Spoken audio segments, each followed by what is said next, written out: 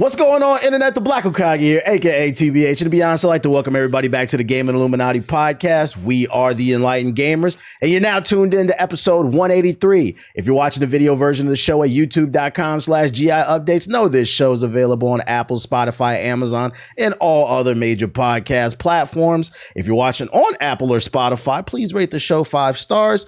And if you're watching on YouTube, hit the like button, but more importantly, after the like button, hit the hype button.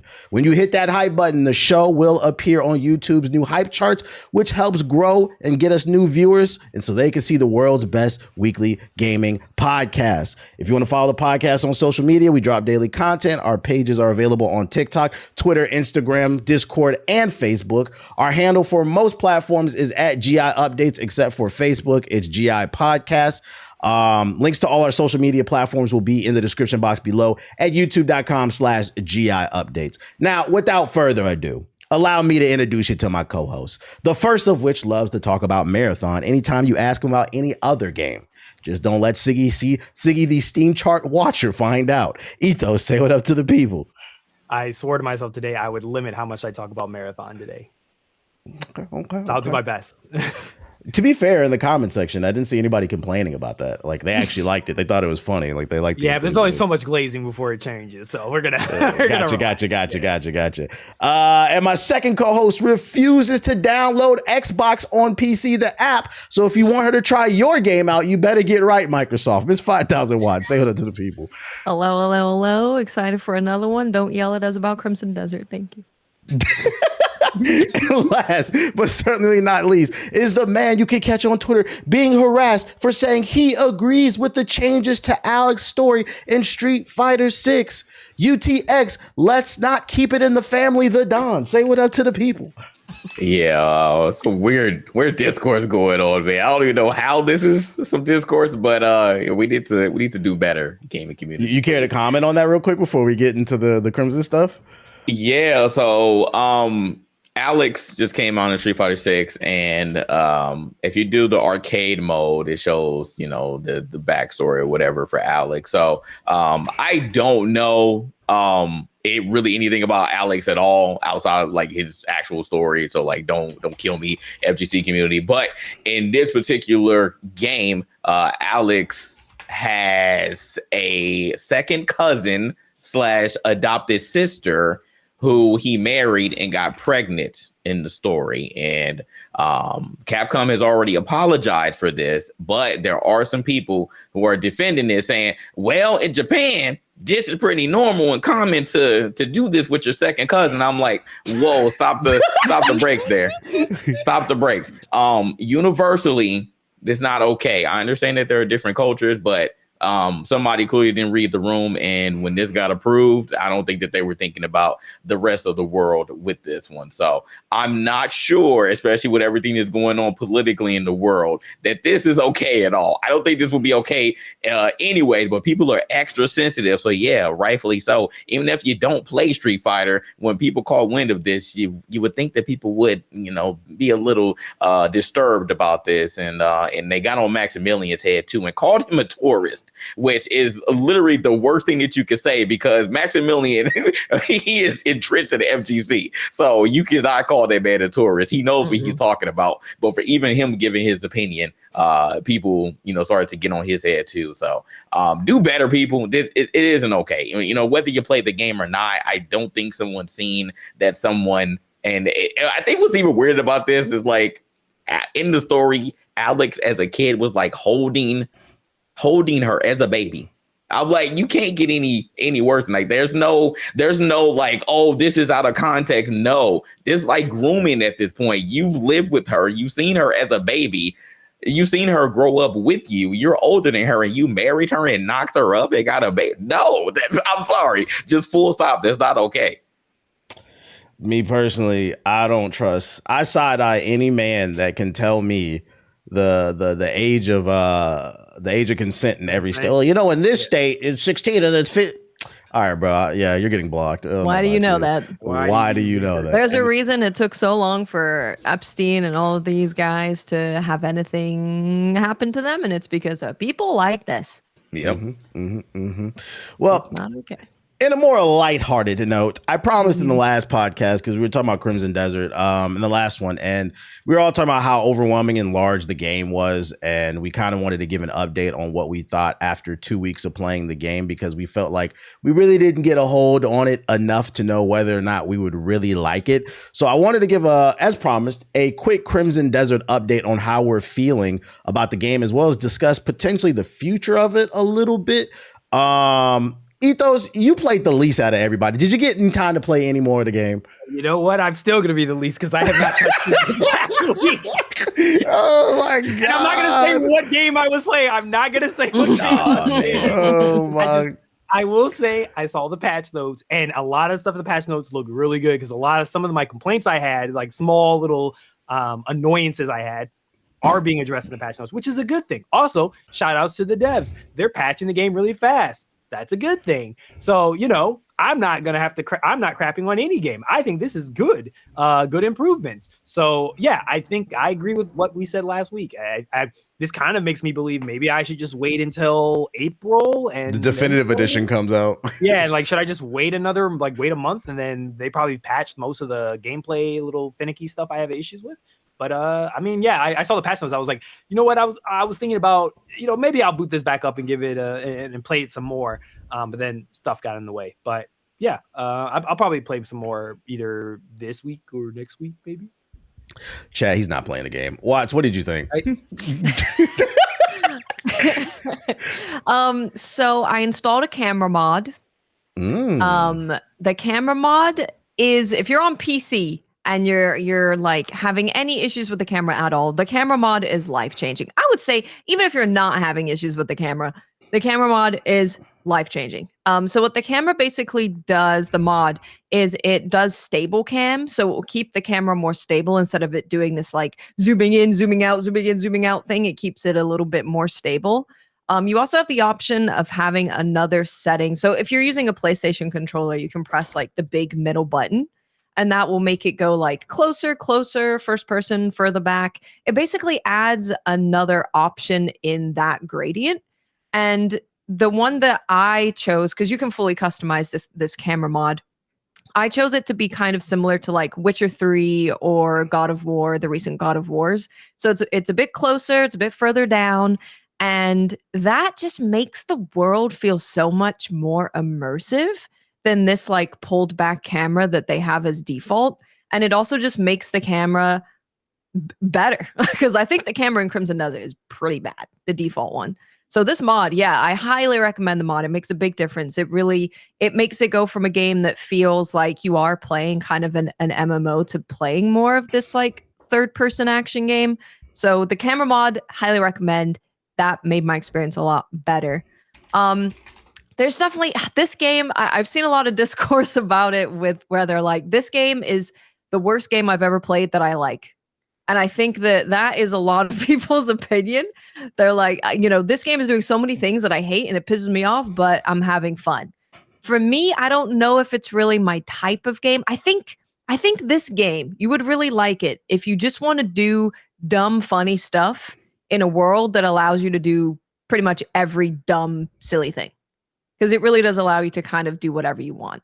So if that's your kind of game where it doesn't really know what it wants to be, you have to almost choose for it.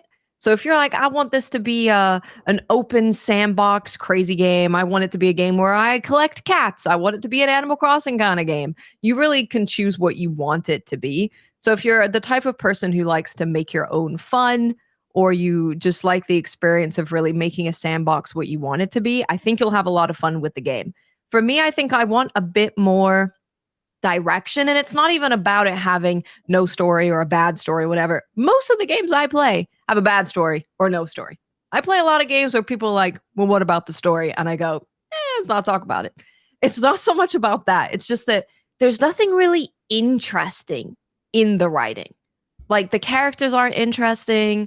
I think none of them are written in a way that makes me intrigued about them. So there's no real direction or reason to do anything outside of, I just want to go do something dumb and silly and fun. So, I did have some time offline with it as well. I think it's a perfect game for like listening to a podcast or watching a stream and playing it. and just like roaming around. I think it's really good for that.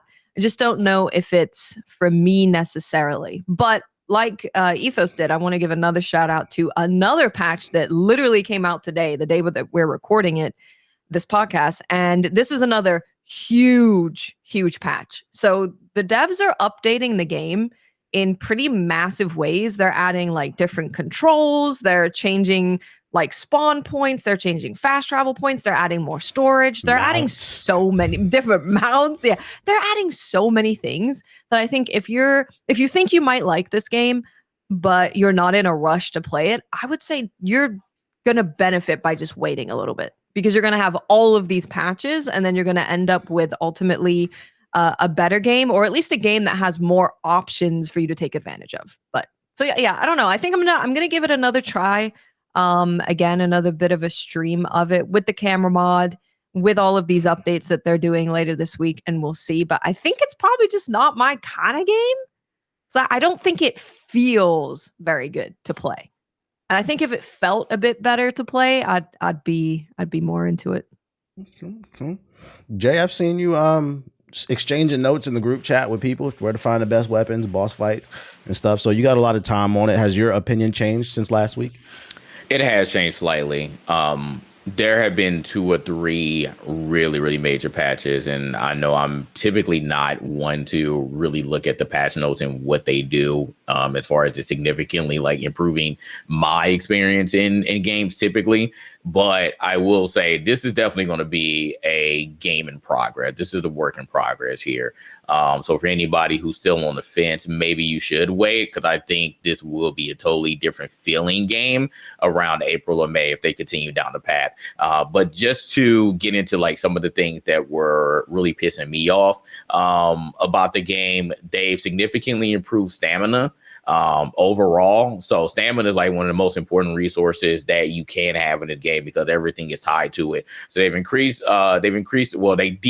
the stamina that you really need to do anything. They added private storage at your main base. I don't know why that wasn't an option, because inventory is, again, one of the most important things. And that also leads to my negative, because even though pretty much anything that you do, including the side missions, gets you more inventory slots, I still find myself having a lot of inventory. And I'm like, I hate doing this inventory management every time I'm done with the mission. So I just really wish it was infinite inventory, infinite storage, but maybe they'll finally get it right one day. Going through doors and you have keys, almost everything is locked. Now you actually have a button for that. Now you don't just go through the door and use a key when, hey, maybe I didn't want to go in there. Now you have the option to press a button to use a key to open the door. Again, these simple things that you're like, what the heck were they doing? Did they just rush it through? Now these are options. So at least like you could tell they're listening to the feedback here. They've changed the way that you run. Now it's not that you have to constantly press a button in order to get you to sprint. So now you can just press it twice or hold it in order for you to sprint. So like it's just certain things like that has significantly improved like my overall experience. I still think that these dumb fetch quests, I'm just doing it just so I can get the items and then be done with it. But none of this stuff has seriously wowed me yet. I think the most significant thing that wowed me so far, and I'm only on like chapter 5 because I've been doing so much other stuff, just trying to level up my character or get better equipment, get upgraded equipment, is the Reed Devil. That's chapter 4, but he got nerfed to hell. I beat him pre-patch, but he got nerfed to hell. So you do like one hit and like I swear half his health is gone. That's crazy. Why did they do that? The hell. Listen, like, and just real quick about Reed Devil, like I heard that he was unfun, like difficult in an unfun way, but they nerfed him twice. So maybe they just needed to nerf him once and then wait a little bit. He was pretty annoying. But again, like, I don't know. I don't want to say I'm a seasoned gamer, but I just I dealt with it and I figured it out, because again, like I've been playing a lot of these Souls games. So if somebody is just doing something, I'll be like, oh man, like I feel like in my mind I can't get past it. I will find a way. So I'm like, fuck it, like I'm just gonna try to time my parries and then get to him. And I eventually beat him pre-patch. So I get why he was giving people fits.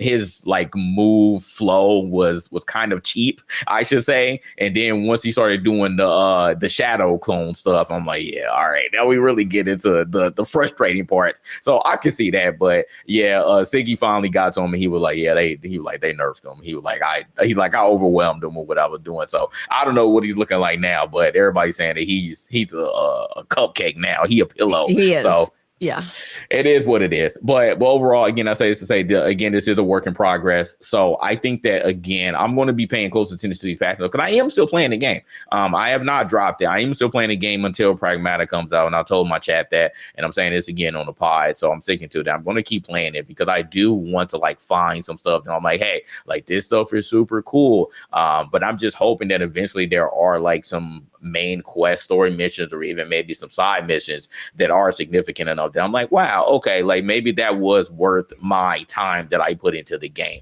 But right now I'm just doing a whole bunch of like fetch quests and stuff that I don't really care about, just to try to find something that I can be like, wow, this is a cool weapon, this is some cool armor. I want to like a badass, I want to be Rambo and do some crazy stuff, do some crazy moves and level up on my stuff. So we're not there yet, but I'm going to keep trudging through until hopefully we get there.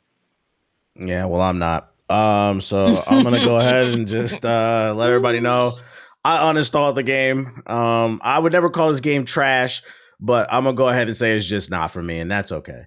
I feel like this game is one giant beta test, and matter of fact, what you guys just said confirmed it. The fact that the boss went from being overtuned to now he's too easy. That says to me this game would have benefited a lot from Q&A.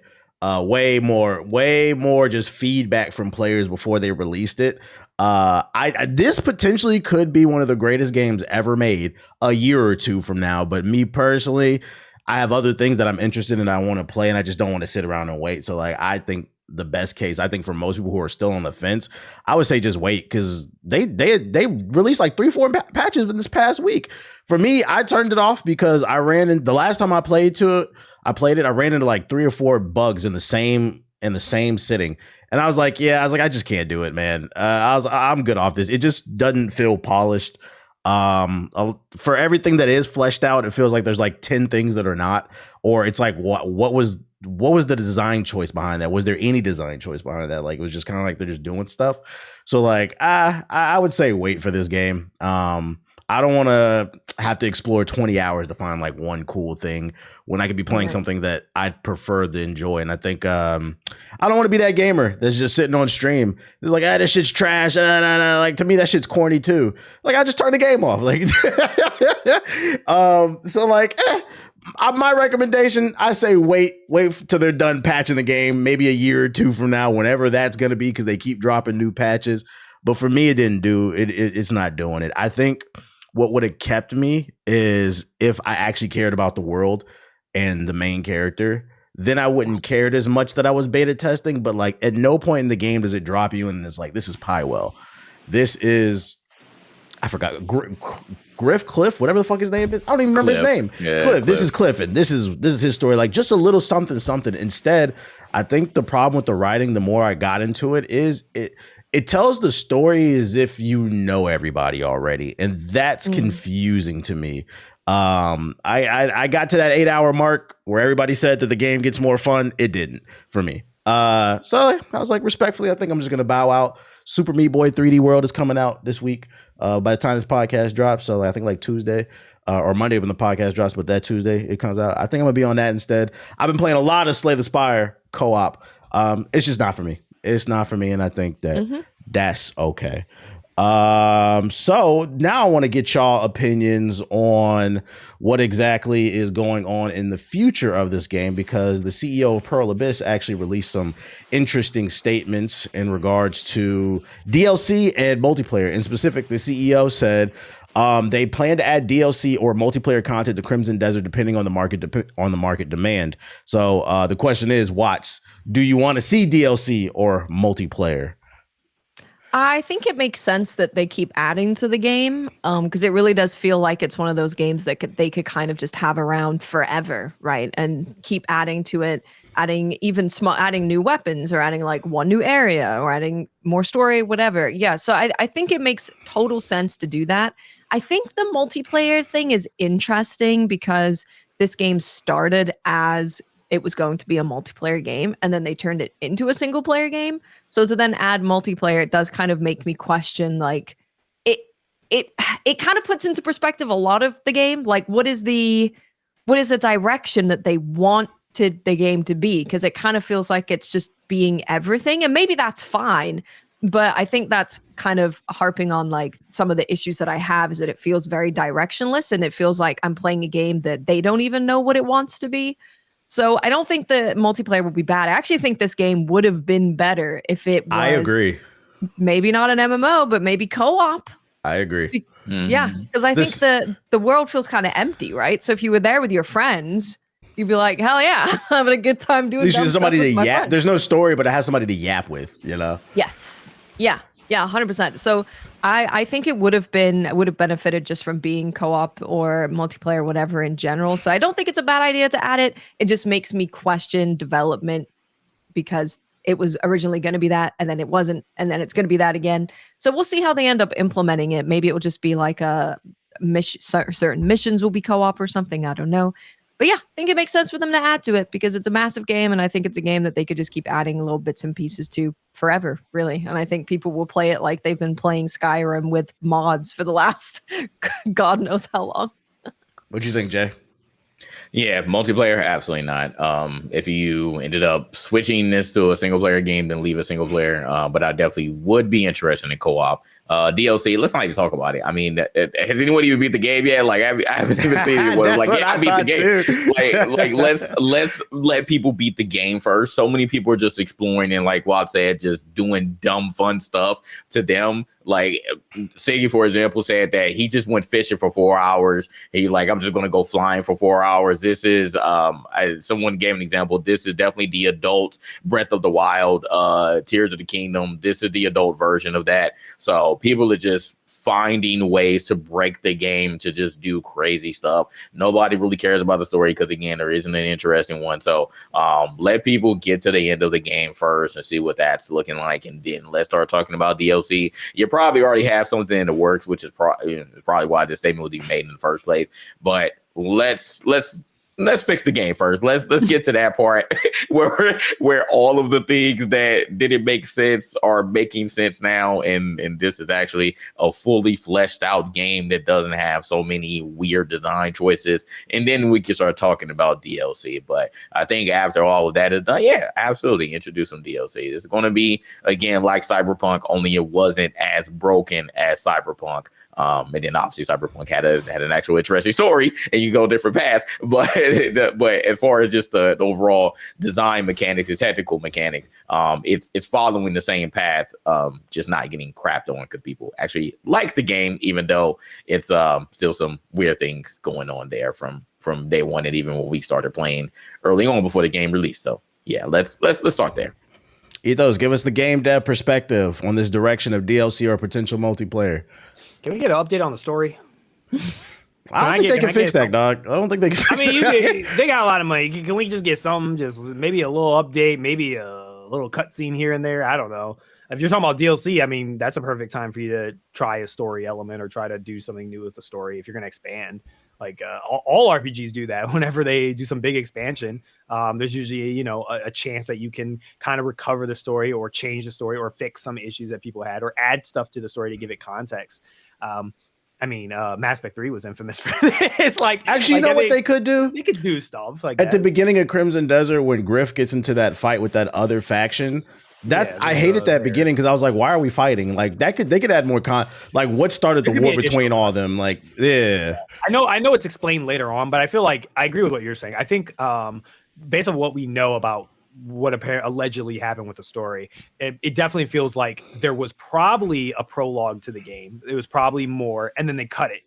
because they probably changed the story around, and then the prologue didn't make sense anymore, so they cut it and they just said, "Oh, I'll just pick this point in the story and we'll go from there because it's the most polished part. It's the polished parts we have done already." So that's my guess about why it happened so abruptly. I do agree, like, it is a fascinating. It's like the best way to describe it is for Game of Thrones people. It would be like watching Game of Thrones, and like the first episode is like the father dies immediately. Like that's the first 5 minutes of the entire first episode. And then you're just progressing from there. The reason why the shock aspect of the Stark's father dying is because he's built up very early on in the story to be this like noble, righteous man who is literally built to be this like in a paragon in a society that seems to be leaving, like, and going into a different era of people like him are no longer needed. They don't have respect for those people of old who were respectful and stuff like that. They don't care for them, or people who have honor. So when they kill him, it's shocking to all the viewers because they're like, this feels like he feels like a main character, like a very virtue, kind of like we do with a Cliff, a very justified virtue leading character, and they just straight up kill him like he's nothing, and then they just keep going. The story keeps going, and that's what captivates people because they're like, wait, I had all my stock in this person because I cared about the character, I cared about where the story was, and now that he's dead, now I'm invested. Now I'm even further invested into seeing, like, getting revenge or going further. And a lot of games, I mean, even Last of Us, like, the whole thing with like revenge is bad, all this sort of stuff. Like even in the Last of Us scenario, that still captivated people that they wanted to keep playing the game because they wanted to get revenge for what happened to Joel. But like this game doesn't really have that because there's no Last of Us Part 1. You know what I mean? Like there's no part of the game, there's no couple of hours that I've played where I've gotten to bond and connect with these other people who are part of my party. You just see them initially, you have a little banter with them, and then y'all just get jumped. And you're just like, damn, I wish I'd care about these people that I'm losing or getting killed or thrown off thing, but I don't know a lick about them. And I get that maybe you can retroactively maybe do that, but I don't know. I feel like that's just not a really good way to tell a story to get you invested. Shock value doesn't really work. You kind of need to take some more time to make players feel connected to the person and then do the shocking thing, not do the shocking thing and then retroactively try to convince them. That's kind of, again, going to Last of Us. That's kind of what Last of Us 2's entire discourse and people getting mad and all that sort of stuff was kind of focusing on. But I don't care about multiplayer. Co-op could be cool. I'd be open to at least trying co-op. DLC, I agree, seems a little bit too far-fetched, but my main thing would be my main things I would like to see is obviously if you would update the story, that would probably catch my attention a little bit faster. And let me know when you get the AI art out. That's not like a I can't play. I can't touch the game without update? it. I don't know if they've done it or not. I don't know. It was in one of the recent updates I saw because like people were showing comparison pictures of the paintings. I think it was the one that came out like a couple days ago. So what did they do? I don't know if they fixed everything, but they removed some of it, I believe. Some of it? Okay, yeah, because I was always curious. I was like, I haven't heard an update about that either. So I was like, has that been updated? I saw it on the timeline yesterday. The question is, how much of it did they remove? Because from my understanding, there's 400 hours of content if you want to 100% complete. I refuse to believe they removed every piece of AI art in just one patch. Like I doubt they even remember where all the AI. They got to go and find everything. Probably it's probably the very early stuff in the game that people notice, and they're like, okay, whatever's in the first couple of hours, fine, and get rid of it. But we can't remember where AI art is in this building 5,000 miles away in some house. So. Yeah. Real quick, did you all see what one of the CEOs of Pearl Abyss said about the story? Now those were talking about it because they were addressing the criticism that the story was lacking, and he said, and I quote, "I agree to some extent with the disappointment that the users feel about the story." And he said, "I wish that we could have done well with the story. The production team tried to make up for the remaining time, but in the end, we focused on strengthening the gameplay, which we were good at." End quote. Well, I'm biased because I don't even agree with the gameplay part, but y'all can go ahead. I know. I don't think the game feels good. Like I've had people telling me on stream that like this is like the best gameplay I've ever experienced, and I'm like, I kind of just don't get it. I understand that there's like you can do wrestling moves, you can use a sword, you can use a spear, you can like jump in the air and like do a big splat onto the enemies. Like there's a lot of variety in what you can do, but I don't think that any of that matters if it fundamentally doesn't feel good. And I think that controlling the main character just feels kind of janky. It feels kind of clumsy. You know what it is? I'm probably about to offend some people by saying this, but this is just epiphany I had. I feel like people who genuinely love Crimson Desert are the same people who love Golden Corral. And like, you go there, okay. you go there. It's just everything there. You know, nothing's particularly great, but nothing's particularly bad. You get a lot of bang for your buck. I think that attracts a certain crowd. Me personally, I don't like Golden Corral. I'd rather go to a mom and pops where they have a focus menu. They got like 10 things on there and all of it's fucking fire. So I was like, I think it's just like a jack of all trades. I think he would have got away with this statement if he didn't say, "Oh, we chose to focus on the gameplay." Well, if the gameplay was so great, why have you put out 15 patches in the last 2 weeks? Like there was clearly some problems. It's a damning sort of like criticism, or not even criticism. It's a damning opposite of what you're saying. Like you're saying one thing, but like if it was so good, why are we patching multiple gameplay things constantly in the perverse like 2 weeks straight? Just patch. Like that doesn't sound like someone who's like, oh yeah, no, we were right on the money when we came out with it. It feels like to me, just my guess.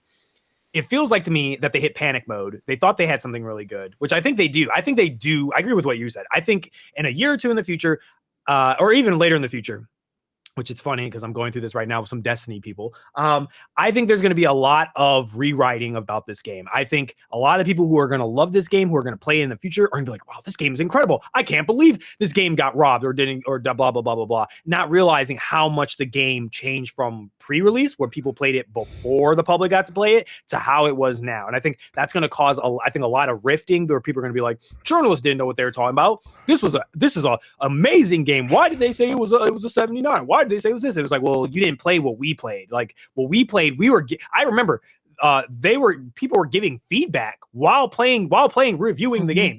I saw it. They were giving feedback to developers, and the developers were patching while the review process was going on, which I'm not saying that's unheard of, but I'm saying most of the time you usually expect there's a review process, it comes out, but a lot of times developers don't touch that. They kind of just accept, hey, it is what it is, but they usually, the golden phrase, we have a day one patch coming, and this should fix a lot of stuff. And Crimson Desert did the same thing, but the only difference is Crimson Desert dropped the patch in the middle of the review process. I don't think I've ever seen a game patched this much. Like, I think it's happened one time before with us. I can't remember what the game was, but I think there was one game we played where in the middle of review process, it didn't break our saves, but I think they said they were patching some like game breaking, like there was people saying they couldn't get somewhere and they had to fix it. I can't remember what it was though.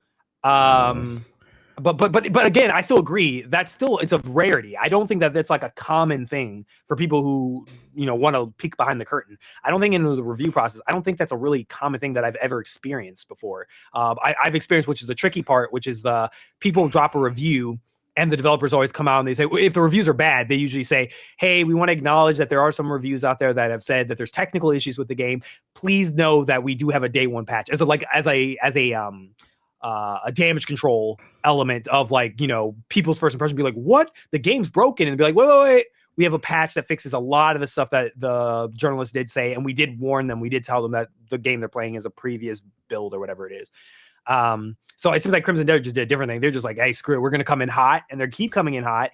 And I think when you have a game that's literally being patched every week, which I think is a good thing. I don't want to mistake that as saying it's bad. That's very good. I like that. I'd rather have that than I've played games where they didn't get touched for like a year. It was a year after, and then they patched it. So to see that level of commitment tells me that, which I agree. I think with even though the stock wasn't really necessarily 100% because of the reviews, I think it was just they were betting on this game scoring higher. And I think they're trying to either shift the narrative or do that.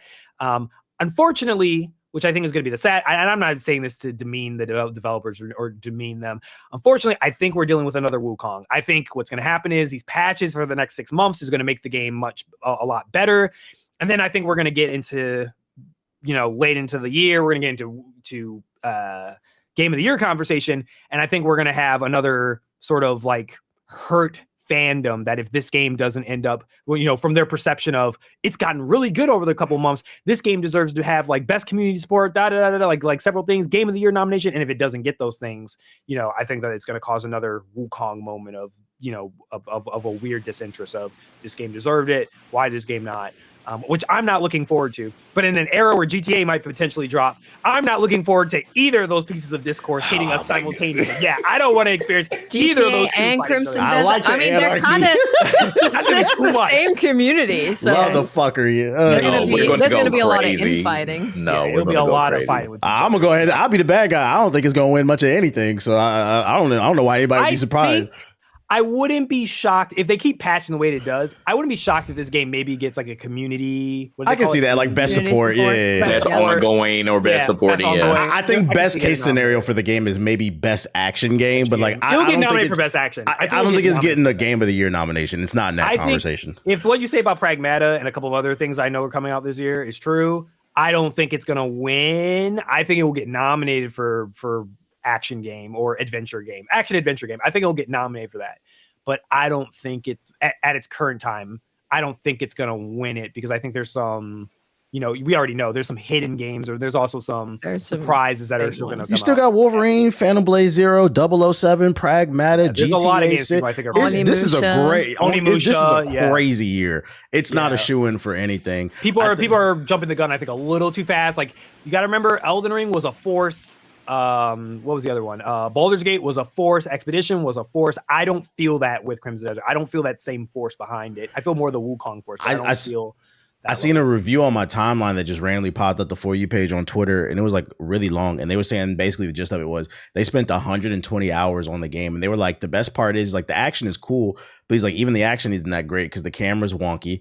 Like, you have to install that mod that you were talking about. I've seen a lot of people talking about that. I'm not gonna lie, you talking about that and other people turn me off from the game even more. I feel like mods should enhance what's already there, but you shouldn't need a mod to make it better. They said the puzzles were terrible. And like in my head, I'm thinking, I'm glad they had some level of fun, but I don't want to spend 100 hours on a game just to be disappointed. So I was like, I think I'm gonna back out on I'm this gonna one. tell you. So my physical therapist, he's a big gamer. We spent an hour bitching about Crimson Desert. He's just, he's a regular guy. He's got a regular job. But he was like, yeah, I don't know. I'm going to try and stick with it. But like the puzzles don't really make any sense. And like, there's no, when you're looking at them, there's no real like design that's telling me what I should and shouldn't do. So you can end up doing the wrong thing very easily. And then you're like out of luck. So yeah, it was like an hour of physical therapy for me, but emotional therapy for him of complaining about Crimson Desert. But to be fair, for me, I hope the opposite. I hope like if I play this game in the future, I hope that it blows me away in the future, and I'm like, I fall in love with it. And I'm like, oh yes, I always want things to be good. Yeah, I really hope that. Like, I'm not trying to go into it next week or go into it 2 weeks to find like, I know people like doing this. They'll shit on something early and then they'll play it, and then they're going into it just to find every single thing that they don't like to just shit on it further, and not like, I'm gonna go into this with an open mind and see how I feel about it with these changes. So that's kind of my goal. Like, I do want to try it again, and like when there's like less noise and there's like a dead period where there's nothing happening, just like, all right, I'm gonna play this. Hype's died. I love this. I love playing games where the hype's died down, discourse is down, and I can just play it without any sort of distractions in discourse affecting my mindset of what I'm playing. I think I like that the most. Based on the pictures I'm seeing coming out about Crimson Desert, they should have made that girl the main character and not that basic ass man. You were like, I don't like playing as this dude. I wish there was somebody better. And then I watched somebody stream and I saw them literally transform the girl. I was like, oh, Watts will probably like this. But I was like, I wish it said, she's got cute outfits. Crazy? Her playstyle is also fun. Will hinted at that, but he didn't. I guess they didn't want to spoil it, so they were just like, oh yeah, like I can't say anything, but there may be more than one playable character. That was something that was on our interview when we talked about it. It was just like, I'm not gonna lie, when he said that, I thought, oh, you'll play as a dog or a wolf. That's what my brain thought. I was not expecting, oh, I'll play as a woman next. Like, that was not what my brain was. And then there's an ogre. There's a basic ass man, a cute ass lady, and an ogre. Yeah. I mean, I know who I'd rather play as. I will say, to be fair and give the game a compliment, despite what any of us say on this podcast, it's doing great regardless. Oh yeah. To the point where, like, honestly, I don't know what this game is doing to where, because one thing this game is doing is people really want this game to win. They're rooting for it. I don't know what it is specifically about this game, but all I'm asking is I wish I would see more people apply that energy to other games. I don't know why people are so more forgiving for this one, but I would like to see more of that in the community. Because at the end of the day, I don't want to see nobody lose their job either. Like, I don't. If the game is absolutely like Mind's Eye, that's different. But like, Mind's Eye is a very rare game. It was Somebody led I by got a predator, you know. That's another thing. You know.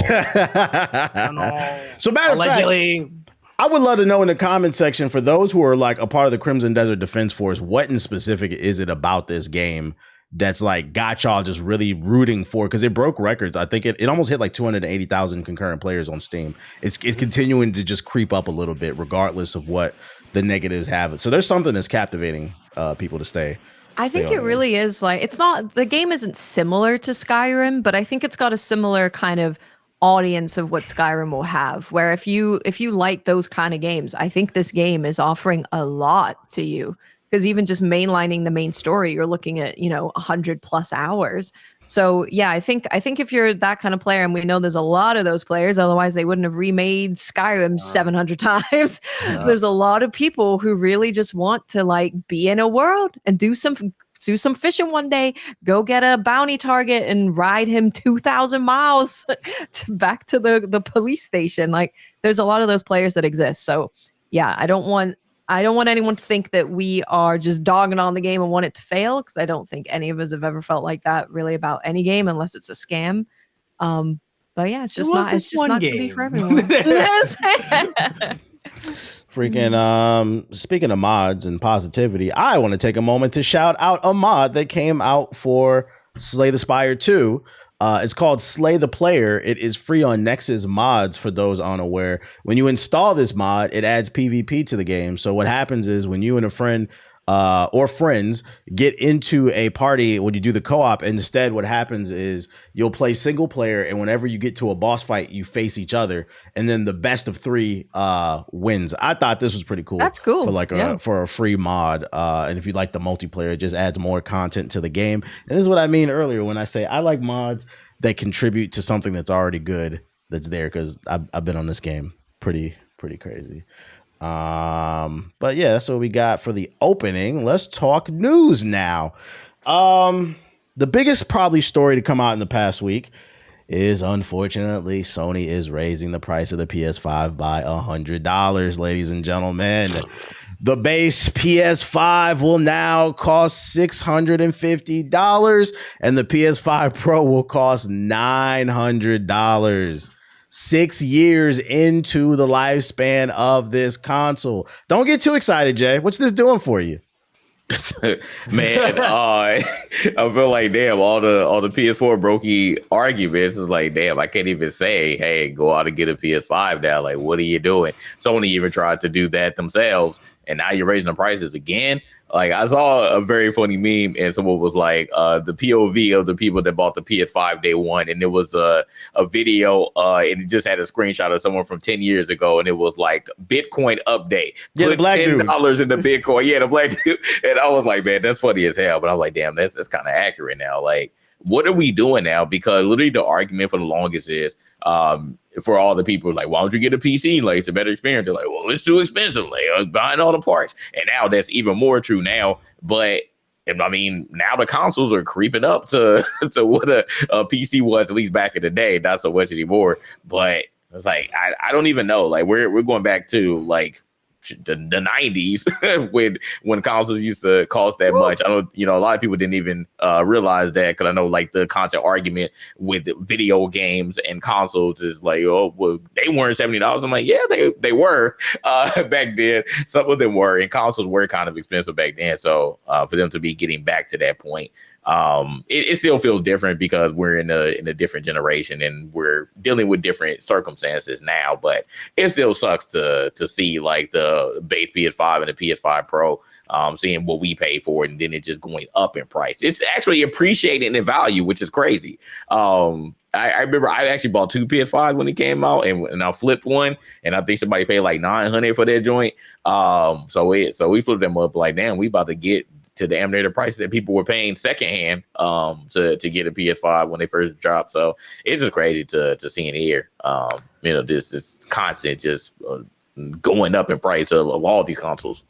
There's a couple of takeaways from this. First, if you're wondering why the price is going up, for all the people that say politics don't matter, I don't care about this is politics. There's no regulation on artificial intelligence. They're eating up all the RAM. Although I have an update on that, but this is where we are right now. And that's driving up the price of everything because your president that you voted for, not mine, refuses to regulate anything and let these billionaires do whatever they want, which is taking away product from the average person, driving up the price. The second thing I wanted to bring up is this PS5 Pro being $900. That all but confirms to me that the Steam machine is about to be $1,000 plus. Oh yeah. I was like, oh boy, I think I'm out on the Steam machine. What you got to say, Watts? Yeah, this confirmed that for me. I think anything that comes out that is like a console or adjacent to a console is going to be like $1,000 at this point. It's getting to that point where people really are being priced out of a hobby that, console was a pretty reasonable thing that people who were even, not super well off could take advantage of. I think lots of people have come from not super high income childhoods, and we've all had like consoles that we've played or gone to a friend's house and played a console. So yeah, it being in the thousands or even getting into not 800 and 900 is crazy, honestly. Like that's a lot of money. So yeah, I don't think I could do the Steam machine for that amount of money. I think I'd prefer to just do a setup with putting my PC on my TV. I'd rather just look into doing that. It was going to be a cool thing to just be able to have in the living room, but for that price, I can't do it. I need TV companies to just go ahead or even like smart devices like the Apple TV or like the Google TV. I need them to go ahead and let us install like the Steam app so then we could just stream the game to the TV the same way I can do it from my phone. That's a problem solved. Then I don't even need a Steam machine. I can just beam my PC like I do with my phone. What's your take on all this, Ethos? Yeah, I mean, it's what you expect. Like, I don't know what else to tell you. Like, everything's more expensive. I do feel bad for kids nowadays. Like, I can't fathom you going to your parent and being like, "Can you get me the PS5?" And it's like $1,000. Ain't no parent gonna look at you and be like, "You lost your mind." I think I'm gonna give you pay $1,000 to buy a console nowadays. Like, especially what Watch talking about, especially with like the way the economy is right now and how rough it is. Like, yeah, it just makes it where like I feel like there's gonna be a whole generation of like younger kids who just like Pokemon. Like the Pokemon cards, like scalpers and everything else, just ruining it, like an entire like childhood of like just fun stuff, like fun toys and fun accessories. Like they're just getting straight up priced out and unable unless you're of a higher bracket income. And things that like people who are in like less fortunate situations, there is still that like glimmer of light. Like even like when there was a lot of darkness. I remember when the recession was happening, like in the late 2000s, like right around like 2007, 2008. I remember when things were like really bad, where things were looking like bleak. But as a child, like you could kind of recognize it. And I remember gaming I feel like a lot of millennials. I would argue say gaming was like a big escape for I think a lot of kids growing up in that era where like it was rough in a lot of people's households where a lot of money and a lot of like wealth that families had accumulated had just evaporated. And people were trying to make ends to meet. And just being able to still have that console with you as like a sort of like safe haven. I felt like it was really crucial for a lot of childhoods, and just to see that like now, like not as a possibility, especially we're about to, do number 2.0. I feel sorry for them. It feels bad. Yeah, I'd go as far as to say, like, if they don't figure this shit out soon, it's going to lead to more, like, mental issues. Because, like you said, it was an escape. One of the things that I will give to, like, Gen Z and Gen Alpha is, like, there's a lack of third spaces in comparison to, like, Gen X and Millennials. They don't really have as many places to go and hang out, like, teen spots. And now you're taking away the console. Because it says $900. This bitch is $1,000. Let's be for real. It's $900 for the console plus tax. That's, like, what, $950. Then a controller. You need one game. It's $1,000, bro. It's OD. What I will say though, and I'm going to update it, there's a little bit of hope. Don't hold on to it too much, but there is a little bit. I saw this. Don't get too excited. Don't get too excited, but we got some early data. Okay, so for the first time this year, RAM prices is down 40%, and this is due into the fact that Google discovered a way to use artificial intelligence 8 times more efficient with a smaller amount of RAM. So what's happening is now these companies are ordering less RAM. So there's potential, well, Google is at least, there's potential for the price of RAM to go back down. It's just That's 1 month of data. But another positive story was also the collapse of the Sora app from OpenAI. Fuck yeah. I was finally like, wow, is this a little bit of hope? Everyone's like, can I celebrate? I threw something on the grill, bro. That was a good day, man. Hey, Siggy been real quiet in the group chat. I told him, and he said I was crazy. The bubble is bursting, listeners. For those who missed this, OpenAI, the creator of Sora with all the AI slop video, they're shutting down the app. It's just too expensive to maintain. Also, an article came out like a few months ago that said OpenAI is broke. A lot of people are not subscribing to that 20-month plan or even the bigger one. Most people are just using free Chat GPT. And then they're missing out on potential contracts because of it. So like they're just bleeding cash right now. I gotta add ads. Yep, that's why they introduced ads. So with Sora shutting down, that's less RAM being used. Then you also have Google becoming more efficient. Shout out to Google finally figuring that out. So in theory, the price of tech could go down, but the problem is we also got a war in the Middle East going on that requires tech. And also, if we were to see some, because keep in mind, these things all happen in the same week. They just announced the price hike to 900. It's probably going to take like a year. We need more data, but like there is some level of hope there that prices could drop. If you're a PS4 player that ain't got a PS5, just hold on. You've been doing it anyway, so yeah, pretty much. Yeah, you ain't go get one now. You definitely not. I'm hoping that more companies. I know Nvidia isn't doing this, but I hope there are more companies who are looking into using RAM in a more efficient way. Nvidia efficient. Nvidia, no, definitely not Nvidia. Maybe AMD. AMD might have. Because if you end up being the company that uses RAM more efficiently, you're going to be winning. You're winning. This is like a big opportunity and for them. You can lower the price of your GPUs. Exactly. Back to how they used to be. Yeah. You will be winning. So I'm hoping that there's some companies that kind of saw a little bit of an opportunity outside of just shilling for AI companies to put them on top. We'll see. Overpromise and underdeliver. Bullshit. Since the last podcast, the Xbox partner preview, the latest one, the March 2026 has happened. I don't know how long the event was because I didn't watch it live, so I had to pull up the summary article. How long was it? It was like 45 minutes, something like that. Yeah, I saw like a clip of you. That's how I knew that you was like, I ain't downloading that Xbox app. That shit better be on Steam. What would you rate it overall, like out of 10, Watts? And what were some of the highlights for you? Maybe like a 6.5, something like that. Like there were some standouts, but then a lot of stuff that I personally wasn't interested in, or a lot of things that were like, hey, this game that is available in other places is now on Xbox or on Game Pass. For me, standouts, the first one absolutely is Stranger Than Heaven. I am so excited for Stranger Than Heaven. This is the game that's being made by the Yakuza devs, and RPG. I've been interested from the jump because they showed off this like really cool era of Japan, this really cool time period that we don't get to see very often. And they had a big focus on like jazz music or the just music of the time period. So I was super interested from that. This got a new trailer and it was showing off that you're actually going to be experiencing 5 different eras in Japan in 5 different cities, going from like 1915 to like the 60s. Which era is the one with Snoop Dogg? I don't know. I didn't get that part. 43 maybe? Okay. I don't know. I really don't know. But Snoop Dogg is in it. And with their focus on music, I hope they have him doing like a track in there. That'd be cool. It's a lot of jazz themes, so I don't know. A lot of jazz. But Snoop Dogg, he's done everything, so who knows? The drums that were during this whole trailer were so good. I'm really excited for this game. We are going to be getting. Oh, my bad. No, we're going to be getting in May. They're going to be doing like a deep dive into it. So I hope we get a release date then. But yeah, I'm all in. I'm in. Yakuza guy, what's your take? I mean,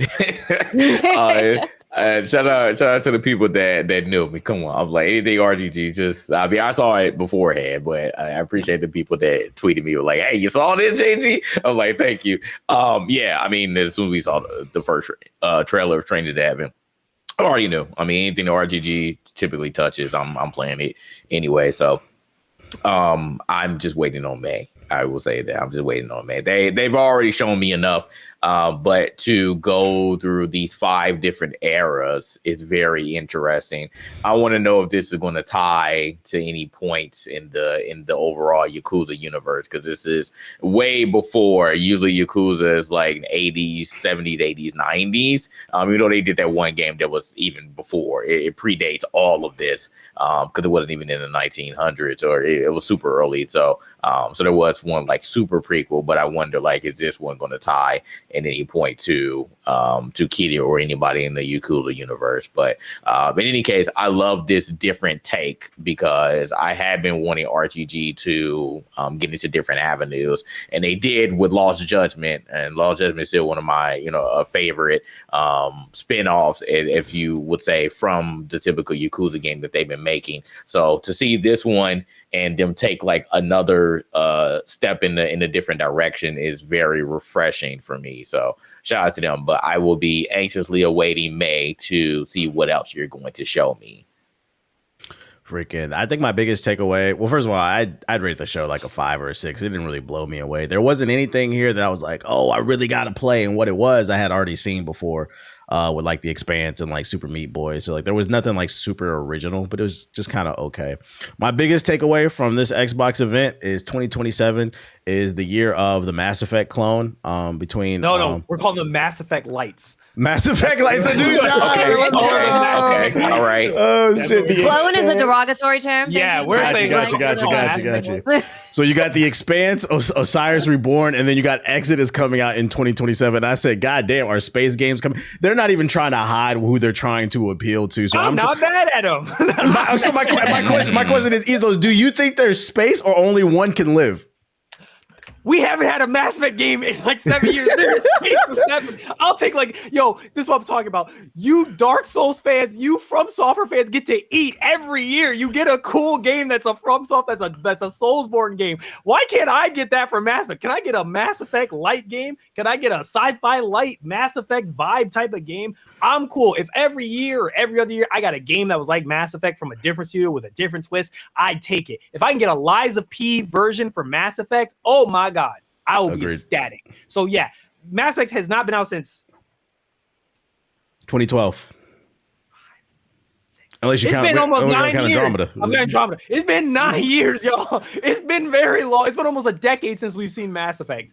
I don't care. As long as people are bringing new ideas and they're not just copy and pasting, but they're putting their own twist on it, they're adding some new stuff, I'm down for it. Let it be like the FromSoft Soulsborne games that are inspired. I would love to see that happen with Mass Effect as a genre, like a small genre of like sci-fi games. I would love it. Between this and Exodus, because they both just started revealing gameplay out of nowhere at the same time, it cracks me up because it just reinforces an old argument that I had on another podcast where they tried to say Mass Effect wasn't a console seller. And I'm just like, bro, in my opinion, outside of maybe KOTOR, like Mass Effect is still the standard for space games. And KOTOR is like, it's Star Wars. It's like, it was already kind of like an established IP. In terms of original IPs, it's still the standard. And the fact that there's multiple companies, the fact that multiple companies are copying it, like you should see the level of influence that game has. I hope it's good. The reason why people haven't made a lot of Mass Effect is because that game is a hard game to make. It is a very complex game to make. So, yep. That makes sense, yeah. Was there anything else that stood out to you at the showcase, Ethos? The Hunter game looked cool. I know that's in I forgot the name of that. The tabletop darker. I forgot. It's basically the Vampire Masquerade universe. That one looked cool. It's made by the people who made RoboCop, and it was called Tacon, their studio. RoboCop was actually really good. It was received really well, and I think they also made that Terminator game that also was received really well. So I've been watching their studio for a while. They've been making some solid games, like not like super high profile, but they've been making like some really solid like AA style like game experiences that actually feel quality. Stranger Than Heaven looked cool. Honestly, the grandpa game, the animation was pretty clean. Yes. The art and animation on that game, I was like, okay. And they do have a demo on Steam right now that was a part of Steam Next Fest, and it's still there if anyone wants to give it a go. But that art, I was like, yeah. I put that on the watch list. It depends on when it comes out, but like that art is a fucking immaculate, bro. Bluey, new Bluey. I'm gonna say nobody wants to talk about Bluey the video game. Bluey snaps. Hey, I beat the last Bluey game, bro. It was lit. We know, yeah. Artificial Detective. I kind of want to see more, but I was like, I'm intrigued. I'm keeping an eye on it. Yeah, is that the Clanker game? Yes. Oh my God! Yes, it's the Clanker game. It is apparently a studio that comprises of film and veterans from Call of Duty, Modern Warfare 2, Control, Dead Space, and Netflix's Love, Death, and Robots.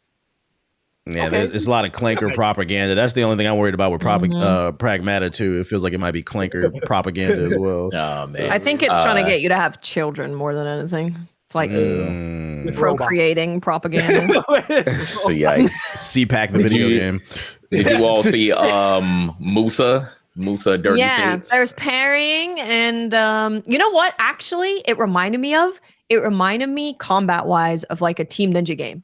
Like just the way that the characters moved, it looks very kind of Team Ninja-ish. Yeah, I can see it. So it's another South Korea. Yeah, it's another South Korea. So I thought this game looked kind of rough around the edges. I wasn't impressed. It's doesn't initially look like one of the best action RPG Souls like, but we also said it about you didn't like Wu Chang, but Wu Chang looked rough in his first reveal, but when we actually got to play it, I feel like it felt a lot better. So no, it was rough when it came out too. It was rough. Nah, not so much for you. Not so much for me. Yes, it was. Yes, of course. Double A game. When we are comparing, yes, but it wasn't as bad as you tried to make it out to be because you quit on that game. Me and Watts Me and Watts is in. You be quiet, Ethos, because you didn't even play Liza P. We don't want to hear you. That doesn't matter. We're talking about Wu-Tang. You guys are deflecting me. We're talking about Liza P actually has an announcement on Monday. I want to see what that is. Is there more DLC? Is it a collab? Bring that up. Is it Liza P too? So we'll see. But yeah, so that Musa game, like this is an example of like I know what I like, and if a game is like okay, and I wouldn't recommend it to anyone, it's possible that I might really like it if it's my jam. And there's a lot of games like that, which is why 6 out of 10s, 7 out of 10s doesn't mean that they're bad. It might just be good if you're super into that type of thing. Yeah. And this developer is called Iggy Mob, so I wonder they get a new player in the space. It didn't say like what they made, so we'll see. But yeah, a lot of South Korean developers, a lot of Chinese developers, like I said, they're coming. So yeah, like what I said, this is appealing to me. So I'm enjoying it. It's everything that I like. So Serious Sam, have y'all played a Serious Sam game, or if y'all have, how long ago? I don't know anybody who's ever played that series, but they keep making them. You played it? I have played Serious Sam long time ago, but is it seriously good, or like what is it? Like, I mean, it's like Doom, or it's one of those things. I feel like this is a Gen X boomer shooter to me. Pretty much, but they said this one is a co-op roguelike FPS, so they're taking a different spin on Serious Sam. Yeah, I don't know how this is going to work, but I'm like, okay, I wasn't expecting like Serious Sam wasn't on my bingo card, but that's okay, it's there. So the only way I would be interested in the Serious Sam game is if they explain how the co-op works, because like when they were running around, it looked kind of easy. Like I would want it to be some level of challenge, because isn't it 5-man co-op? I feel like that could get OD. If we're just running through enemies.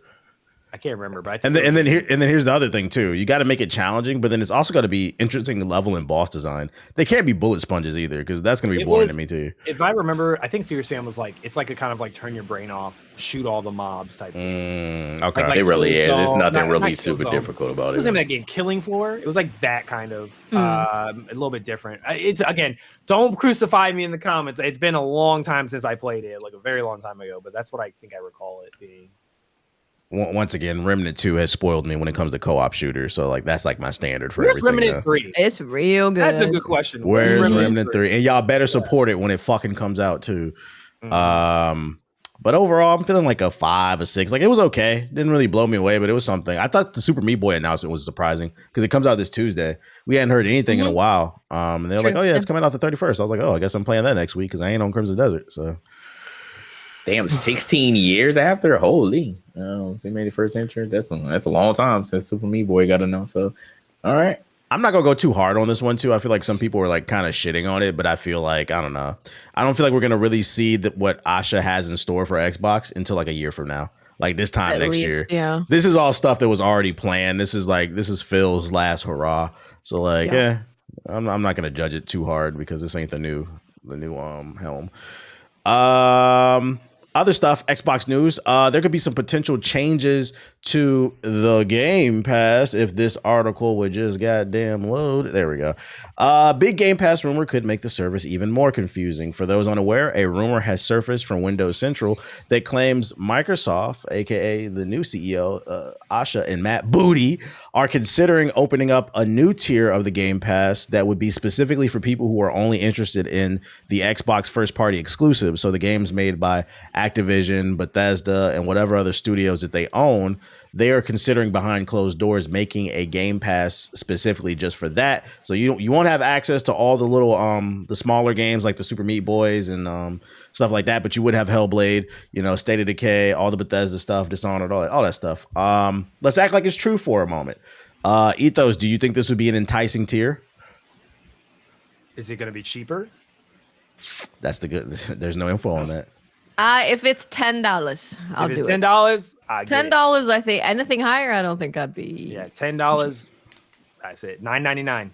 $9.99. $9.99. I agree. I said the same thing. I would actually reactivate my Game Pass if it gave me access to all. If I knew they were coming out with like 4 exclusives that year that I wanted, and that's the only thing I'm gonna play on Game Pass, and it was like $10. Well, yeah, sure, I'd pay for it. But like, I looked at the pricing; it's $30, and then the other one is like 15. I don't know if they'll go 10. I don't think they will.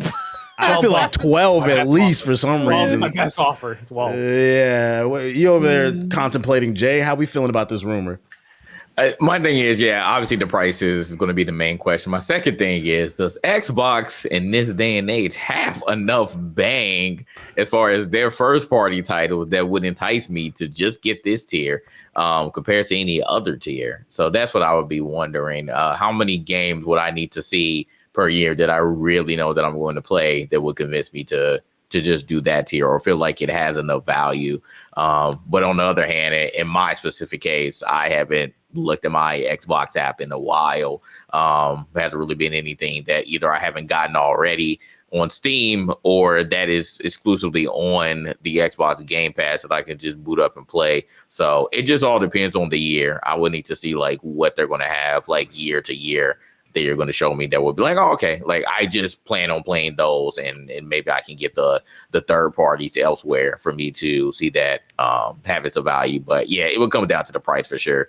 $10, $12, definitely under 15. And I would need to look at that library and maybe it would be enticing. Yeah, I know it was, we got Fable and then, what's the other? Forza, Beast of Reincarnation. Beast of Reincarnation. Yeah, I feel like it'd probably be enough this year, maybe. Yeah, for me to, if this was real, I would consider it. I would tell Xbox if this turns out to be a real thing, they need to double down and really focus on these Xbox partner previews, these showcases. You need to have one like every quarter. Like let people know what's coming. That way, we can say, all right, well, for these months, I'll subscribe to the Game Pass because I know this is coming. But if it's kind of like all over the place, I wouldn't see a reason for this tier because I feel like I'm not going to be informed enough to know whether or not I want to subscribe. And I don't want to just turn on stuff and pay. Not in this economy. So make sure to inform the consumers, what I would say. If it turns out to be true, keep in mind it's a rumor. What's not a rumor is Star Fox is confirmed for the new Mario movie that Watts will be sitting at home for. I don't go to the movies that often. Listen, it takes a lot for me to go to the movies. I just don't want to go. It's expensive. There's other people there. I want to sit at home eating whatever I want. I will go to those movie theaters that are more expensive, but you have a reclining chair and you can get a burger and a cocktail. Wait, that's not normal nowadays? No, that's not your I don't know about everywhere. Movie theater. I can go there, but yeah, it's that's fair. Movie tickets are what, like $15, $20, and the popcorn's like 100,000. It's just too much. I get it. A lot of people were complaining because they were like, this should have been a reveal for the movie. But I think you had a theory in the group chat, Ethos. You were saying why they showed this early. Oh yeah, because clearly whatever they're hiding is way better than Fox. So my thing was, my money, $10 right now. It's going to be Kirby. I think it's going to be Kirby. And I think they're going to low-key hint at Smash Bros. Because Kirby is the main character of Smash Bros. Sakurai has said many times that is his boy, that is his baby, and that this is news to me. I did not know that. Yeah, Sakurai loves Kirby. Kirby is like, if you look at just evidence of this, look at all the cinematics of any of the Smash Bros. You'll notice that Kirby always wins. He's always remember when the latest one where they basically wipe out the universe. Who's the one person that lives? Kirby. Because he loves noticed, Kirby. He never lets Kirby die. Kirby never loses in any of the trailers. So I think he'll use Kirby. Well, I mean, it's Nintendo, but my guess is if they're gonna make a Smash Bros. Cinematic universe, I think Kirby. A friend of mine brought up Link, but I was like, they already announced Legend of Zelda live action, so I feel like that'd be a little. Man, can they cancel that movie, bro? I don't know about that shit, bro. I mean, hey, I wasn't really on board with the Mario movie when it was first teased, but then I was like, when it came out, and I was like, oh my god, and Sonic, same thing with Sonic. Yeah, but those are animated movies. Like that makes sense. Like a live action Link, Sonic he hasn't. Live action. Zelda's been around for 40 years. Link has never spoken. Hot. Okay. Maybe he'll start speaking this time. I guess. But then, for example, I'll give you an example. You're gonna piss off the fans then. Pikachu never spoke, and he got a whole ass movie that was pretty good. And remember, that wasn't Ash's Pikachu though. But I'm saying, remember at the end where he actually spoke? And everyone was like, what the fuck? You don't remember? Where like Pikachu never spoke before. And then he was like, he just was like, I won't leave you. And everyone was like, what the fuck? He spoke like he spoke pure English on like one point in the movie. It was like a big like funny meme moment where people recorded people's reactions to it. Because like it was like so out of left field. Well, so I think the trailer. I think my thing is gonna be. I think it's Kirby. That's my money down. I think it's gonna be Kirby. Kirby gonna be the big surprise. I can see that. Trying to think of what else it could possibly be that could be more hyped than Star Fox, and that's the only person I can think of that's like popularity wise. Well, now that we know that we know it's a space element because it's a Mario Galaxy movie. I mean, we could see Samus too. You could see Samus. That is true. Yeah, but I think more likely we'll see Kirby and Link just because, and I had a feeling they were going to take this route because in the first movie they established the Mushroom Kingdom was next door to the Donkey Kong Kingdom, so I'm like, oh, that means the Hyrule Kingdom and the Kirby Kingdom, they're all next to each other. So I was like, I think it's leading. If it's not a Smash Bros movie, it's some type of collab movie. I don't know what it would, but I think Smash Bros. They would be foolish not to call it a Smash Bros movie at some point. It's just that theater gonna stink. Yeah. It's just, is it a little too soon? Because this is only the second Mario movie. Do y'all feel like it'd be too soon for the Jay? Nah, I think they're trying to hit the ground running. They saw what that first Mario movie did. I mean, I went to go see it with my daughter, and we're about to go next weekend. I'm gonna go in, and my son really likes the Mario movie, so he's excited about Galaxy. The whole family is. So nah, they're ready to get it going. This is really going to be. I mean, depending on what the reveals are, it's going to be the start of the NCU for real, the Nintendo Cinematic Universe. So I'm very excited about it. I know a lot of people, especially in our age bracket, they're very, very excited. Some big nostalgia is going to be hitting all of us. So yeah, we'll see. Easter eggs on Easter eggs. You said what? What black person can play Falco? Why is it Freddie Gibbs? Yo, the memes were fucking funny though. Like people playing the character or whatever. I don't know who the hell will play. I think the better question is who would play Slippy? Who's gonna be screaming the entire time? Jonah Hill. That's such a Barack Obama. Off the dome. Just saying shit. Other good Nintendo news. This one's a rumor, but a popular leaker who's been right a bunch of times, Nate the Hate YouTuber, leaked that he's gotten word from some insiders that Nintendo is working on 2 Nintendo games coming to the Switch 2, specifically a all-new Star Fox game and then a remake of Zelda Ocarina of Time. And me personally, I'm leaning towards, I think the Star Fox part might be true. It just makes sense because there's no way they just announced this was coming into the movie. And then the rumor literally a day later is, oh, there's a new Star Fox. It'd be perfect because the movie comes out. In my humble opinion, I don't think younger Gen Z and then Gen Alpha, they only know Star Fox from Smash Bros.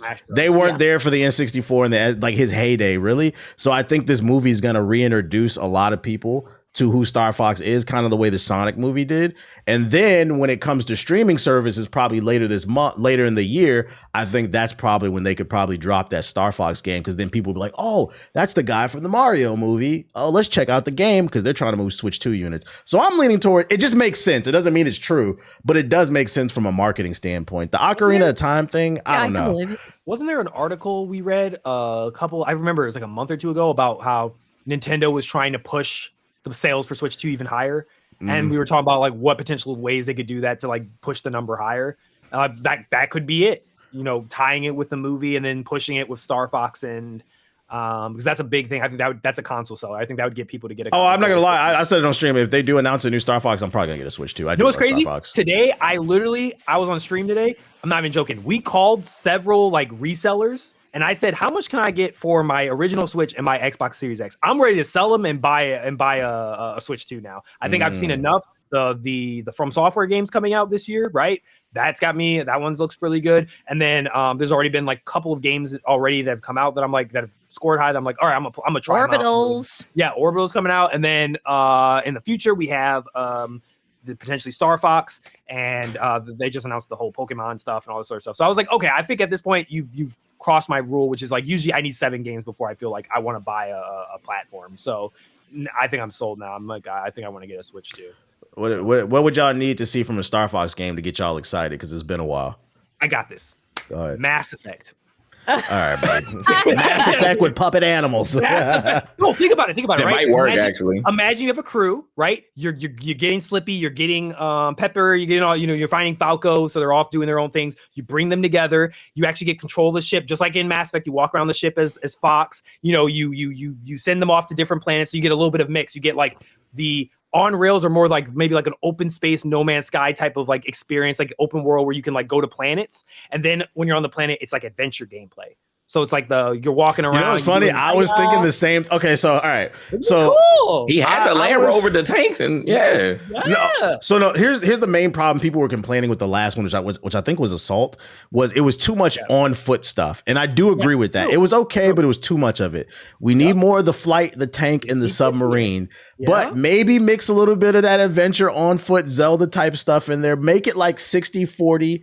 60% vehicle, then like 40% like on foot.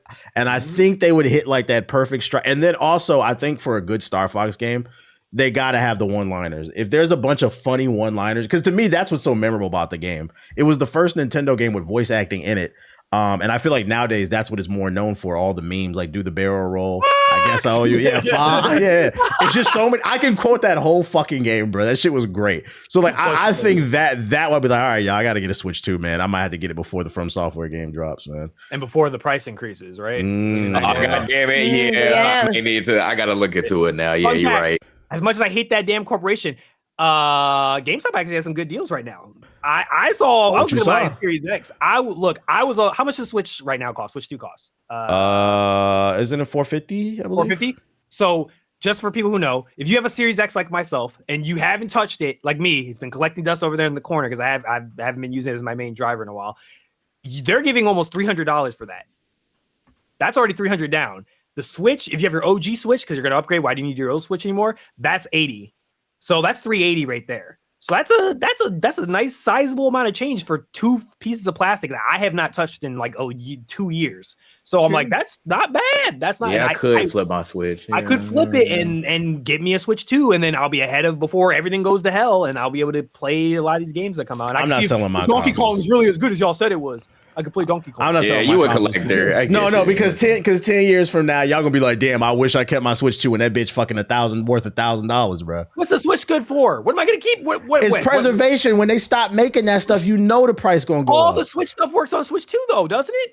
That's not the point, bro. That is the point. If it all works, I'm trying to hand my kids heirloom. Oh, here's the Switch one, bro. You got an heirloom. Give them a Game Boy Color. Give them a game. Look, You care more about an heirloom. Here's your heirloom. Here, see that? What y'all know about that? Wow. There you go. Yeah. He just had it on the desk. Just a flex, bro. Yeah, that's a big flex. Yeah, what y'all know about that? I wish I could play that Here's your meme. heirloom. The Joe Rogan meme where they whoa, everybody. Whoa, that's what I'm talking about. Y'all know nothing about this. Is that SP? Holy For y'all shit.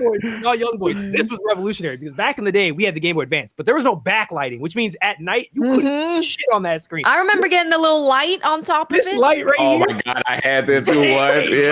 Yeah. Game We're changer, sitting there bro. with our like contraptions Underneath the to light the covers, yeah. screen.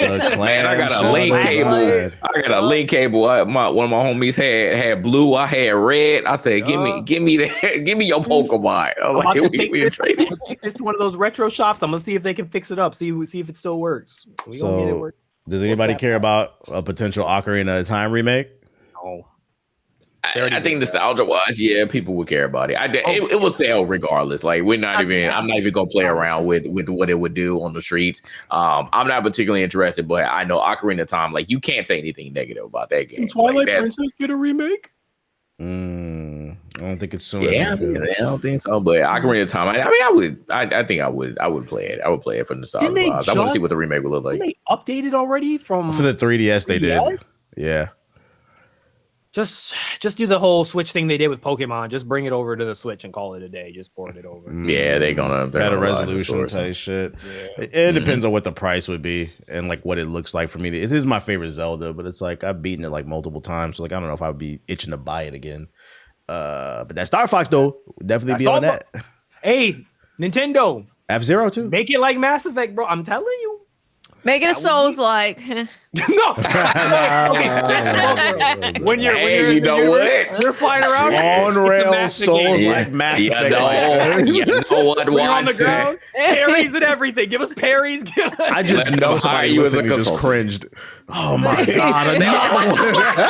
Everything to be a soul. Fucking hate those Souls players. And more serious news. That was lighthearted shit. More serious news. We got more depression, layoffs. everybody. Hey, I try to balance it with positive and negative. All right, we gotta go back to the negative, bro. Yep. Epic laid off 1,000 people this past week. Damn. And the worst part about it is there was one story, I don't know if y'all saw it, but apparently the dude had cancer, so he lost his insurance. I saw that. There was an update as of today. The CEO of Epic, Tim Sweeney, said that they're going to get that figured out and pay for his cancer treatment. So, I mean, kudos to them. Kudos to them. At least you can fucking do. But hold on. Kudos to him for doing it. But then I also do feel like that's why journalism is important, because would that have happened if journalists didn't report on that? Nope. They probably would say Because F of you what and you're gonna tell everyone what he said in relation to these layoffs. So Yeah. no, I think it was like everyone saying, "Oh my God, that's awful," and him going, "Oh, this is an easy, good point for me," Good which I'm karma, glad that he's doing, but still.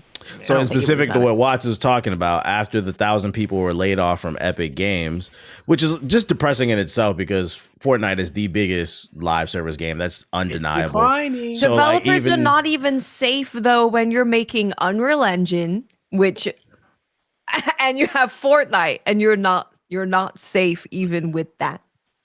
So Tim Sweeney, Epic CEO, said after the layoffs, in a very insensitive matter to Twitter, he said, in the coming days, employees will see a stream of resumes for a once-in-a-lifetime quality folks.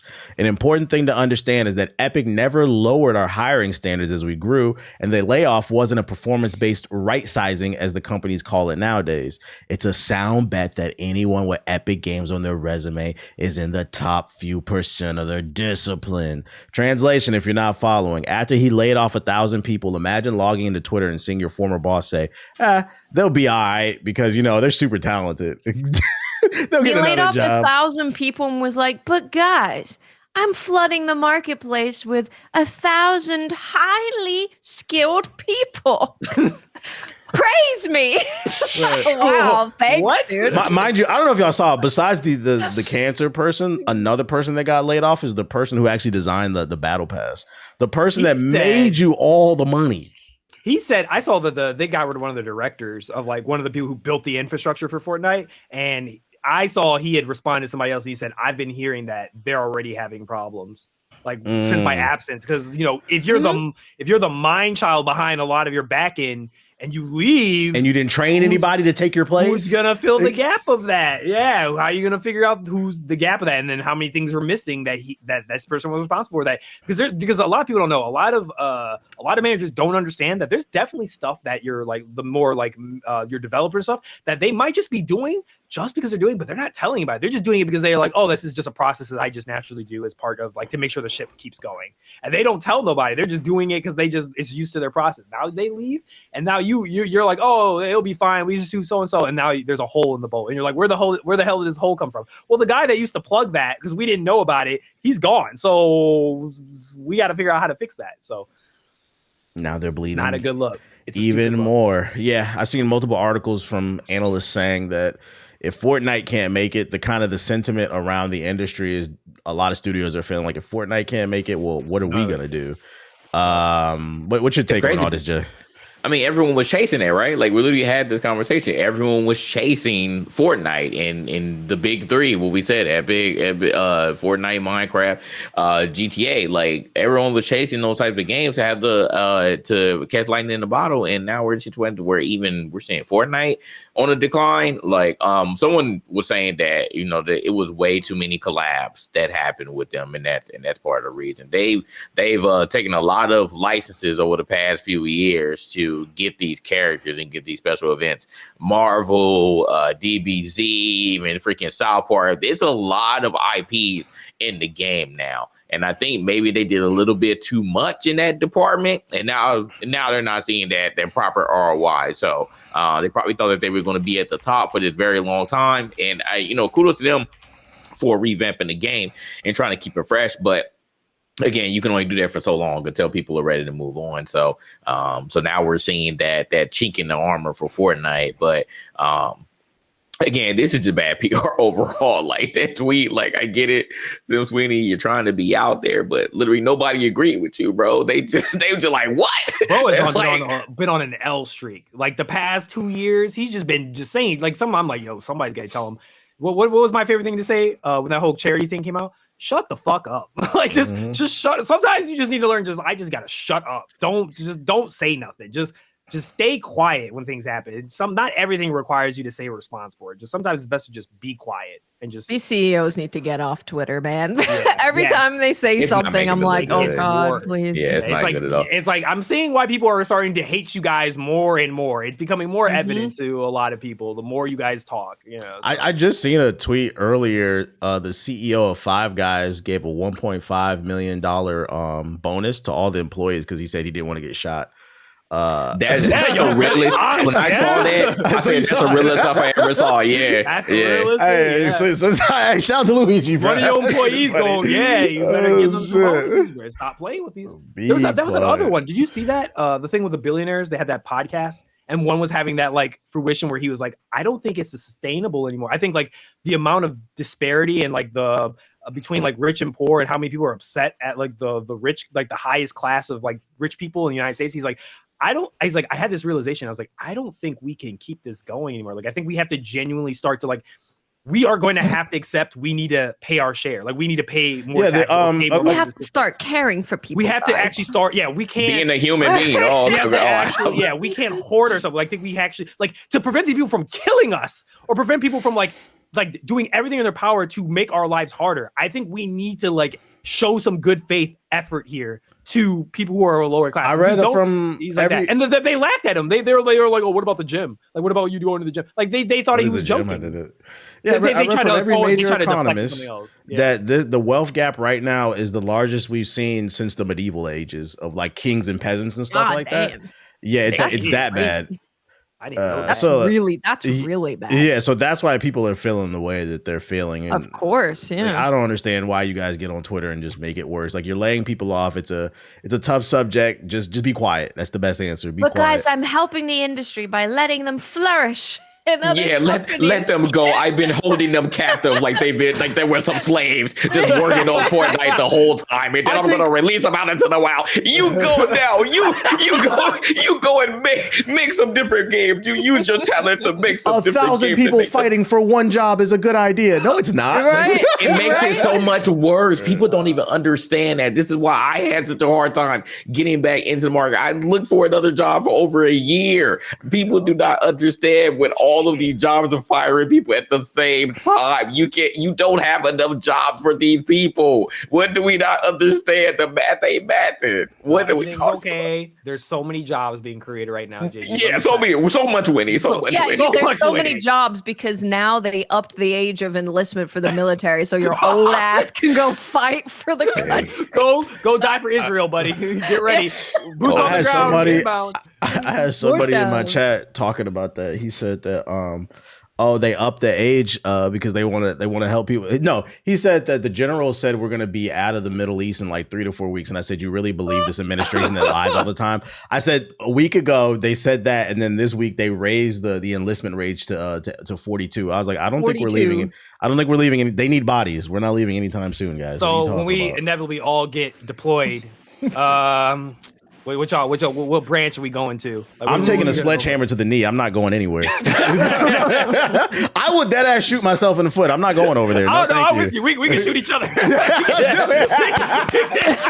can do it. You know the Brian and Stewie thing where they try to get out of the service. So it's like you shoot me in my like. Okay, let me see. Oh no, you got me, bro. No, let me see. Let me make sure. And I'll stick a middle finger to the camera. Fuck you, Trump. You're not going. You did this before I can't go. I got a puppy, guys. I can't go. Asthma when I was a teenager, bro. I can't do that, bro. I got a preconditioned condition. Oh my goodness. Well, speaking of evil empire, this is actually a perfect segue. There's a rumor floating around on Twitter. Take this one with a super grain of salt because I don't know how reputable this account is from the Game Burst. They just tweeted out with no source. Star Wars Jedi 3 is rumored to be announced in May of 2026 with big cow Kestis, 50 cow Kestis. I do feel like we're on that timeline where it should be announced sometime soon because it's been a couple years since the last one. So I just kind of wanted to entertain this and ask, what do we want to see from the third and final game with Cal Kestis? You over there shaking his head. Yeah, Ethos, what do you think? Dark Side Cal. They teased it at the end. Did they tease it? I don't think that was a teaser. That was a straight up he went. Well, yeah, he went. But I'm saying like I want to see it, bro. I want to see like the same way Force Unleashed was. I want to see that path. Add a choice. Allow people to go down one path or the other. Does he let the darkness absorb? Yeah. Does he accept it like halfway, like a halfway point of just saying he accepts the darkness and then you unlock the whole dark side path of him? Or does he, able to control his anger and he stays further into like a paragon of the light and then, he becomes something different? Do it. That would be the most I think that'd be the next way you can like push it to the next level. I feel like they've done so much with like the Metroidvania mechanics and the level design. I feel like all that's been like, I think they've refined that perfectly. Now, like I say, let's push the narrative. Let's really let's add a little bit of choice to it. Let's really let's add some little spice. Let's add our girl. What's her name? Damn, why am I blanking her name? What's Black girl's name? Seer? Yeah, Seer. Thank you. Seer, give her a bigger role, bro. She survived Vader. You already go up on my list. There's only a select few people that can claim that. And not only that, you belt to asked him. He got bailed out. He got plot armored out. So I'm give her a bigger, give her a role. Unfortunately, I got a sinking suspicion she's gonna die in the third game. If that's true, I got a really bad feeling she gonna I feel like she has to. It's too many fucking Jedis. Like, yeah, she gotta die. I think. I forgot to put it in the show notes. But did you see the new dev diary from Star Wars Zero Company, the new XCOM game? I want to watch that. I haven't had a chance. It's really good. It got me. I was like, all right, I might have to play this. The story looks really good in this. Dog, but there's another Jedi in that bitch. I'm like, they keep fucking up the timeline. I mean, that's Disney. I feel like Disney was like, everyone loves a lightsaber and stuff like that, and they retroactively been like, oh fuck, we're letting a lot of like. When I remember when we were kids, right? When we watched episode 3, I watched a lot of these motherfuckers die. I was like, damn, they ain't nobody left. And then the OG, I was like, oh wow, like there's nobody left. We've gone through so much Disney stuff. Obi-Wan Darth Maul hasn't died. He should have been dead. He came back. He came back multiple times. So many people from Clone Wars that should have died, they're back. They haven't died. They faked their deaths. Yeah, did you see the Darth Maul trailer? I didn't like in the trailer for the dude. The show looks good, but in the trailer, they said, we're going to try to take down the Empire. Bitch, we know you're not. So why did you even put that in the trailer? We know because of Rebels. We know what to do. We know what happened to you. Obi-Wan is going to smoke your shit. So why did you say that, bro?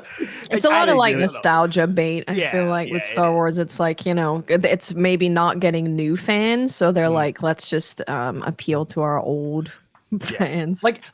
Is what really happened at Order 66 happened? Did all the Jedi literally just go underground and no one actually died? Like it's all like the Trump, it's all propaganda. They all lied. Like we wiped out the Jedi. There's no Jedi left, and it was like, no, actually, you missed a lot of them. It seems like you didn't really do a good job of cleaning this up, doing this job. So I don't know, man. I don't know. Bring it back. Jedi 3. Jedi 3. Jedi 3. Whatever they're gonna look. Hey, watch that. The dev diary for Zero Company though. It looks really good.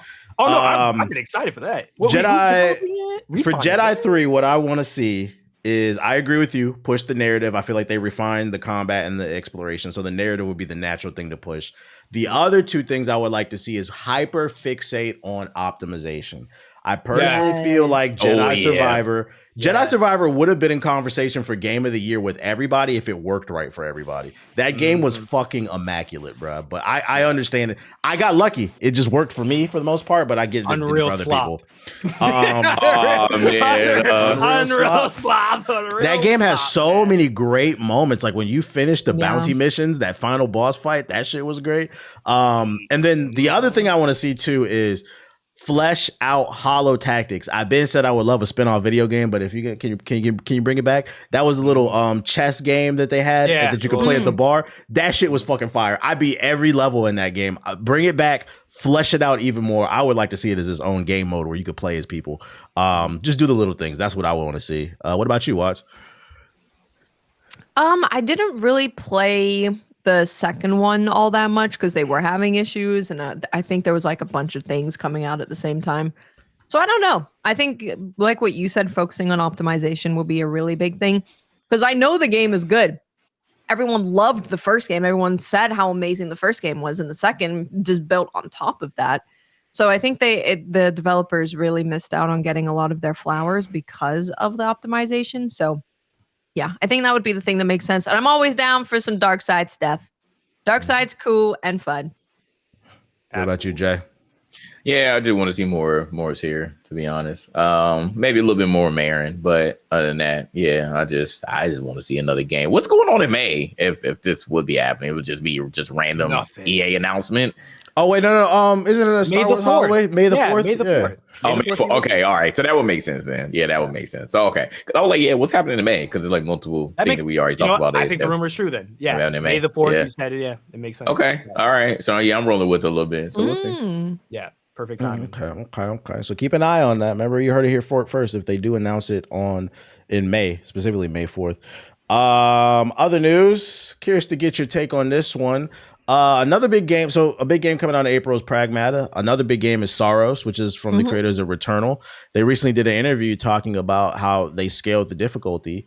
And specifically, the title of this article is Soros is made easier thanks to Returnal feedback. Specifically, the developer said, I think the lesson we learned from Returnal was that people really loved what we created and we were going on the right track. But I think the feedback we did get is that more players wanted to love Returnal. They wanted to get further. So for us, it was about providing that ability. So it means we don't dilute the challenge. There's still a very challenging game there, but there's also the ability to kind of modify the challenge. So like I know there's certain items you can save after like runs, and also like I think there's certain save points when you get to like certain biomes and stuff like that. They made it a little bit easier, and they're just kind of speaking on that. Do you agree with making it easier, Jay? I feel like the word easier will kind of trigger some folks, but I think there's so many things were needed. Like I didn't even know because I still didn't play Returnal, but they said that you couldn't even pause the game. No, like, that's why I turned it off. Yeah, that's insane. I had no clue. I did not know that. So they said they patched that in the game. So that's just really needed because a lot of people again just don't play roguelikes, especially roguelikes like Returnal. So yeah, so that type of stuff like quality of life changes, being able to still be able to bring things with you even if you don't finish the run. I feel like that's a much needed change for the more casual people that want to play the game, because they still may not understand what a roguelike is, because it even took me a while to fully understand what like the gameplay loop of a roguelike. So some of these things, I don't think the word you should say is easier. The word I would like to use in this situation is more accessible, because I don't feel like it's easier adding these elements. The game still looks here. hard as fuck if you look at the gameplay. Yeah, exactly. Like, like from what we saw, it didn't look easy to me. So you still have to play through the game. You still have to go on these runs. You still have to get upgrades. So that's still going to take skill from your own self. But I mean, you would obviously tell, like, if they nerfed everything, then that would be a different story. But none of us have played it yet, so we wouldn't even know or have anything to compare to. So again, I think the word we should use is more accessible, not easier. I think that these changes are definitely more inviting for the people that don't play these type of games, like me. So now I'll be more inclined to play this, because if I can pause the game, I'm like, damn, like that. To me, I'm just like, I wouldn't want to play it either. But having stuff like that would make it a little bit more digestible for people who are interested in it.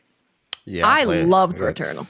I loved Returnal. I think it got super snubbed. It's got some of my favorite boss fights of any game in that game.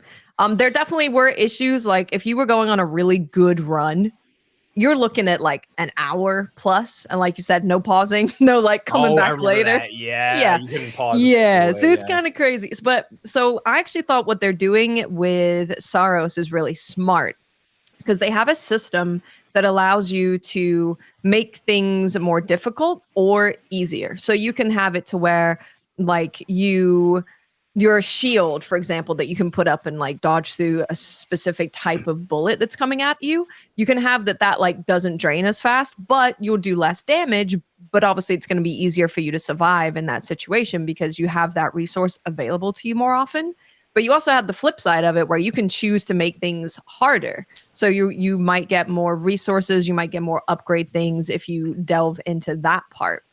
So I thought that this was a really smart idea of, instead of just making the game overall easier, because if you liked Returnal originally and you're looking for that kind of experience again, you still have that, and you can actually make it harder than Returnal, but it has the options there available for more people to experience the game. If they're like, I want to have like more bullets, or I want to have my shield more often, or I want to have, whatever resource, you can fine tune that for what's going to be easier for you and make the game really customizable to what you enjoy.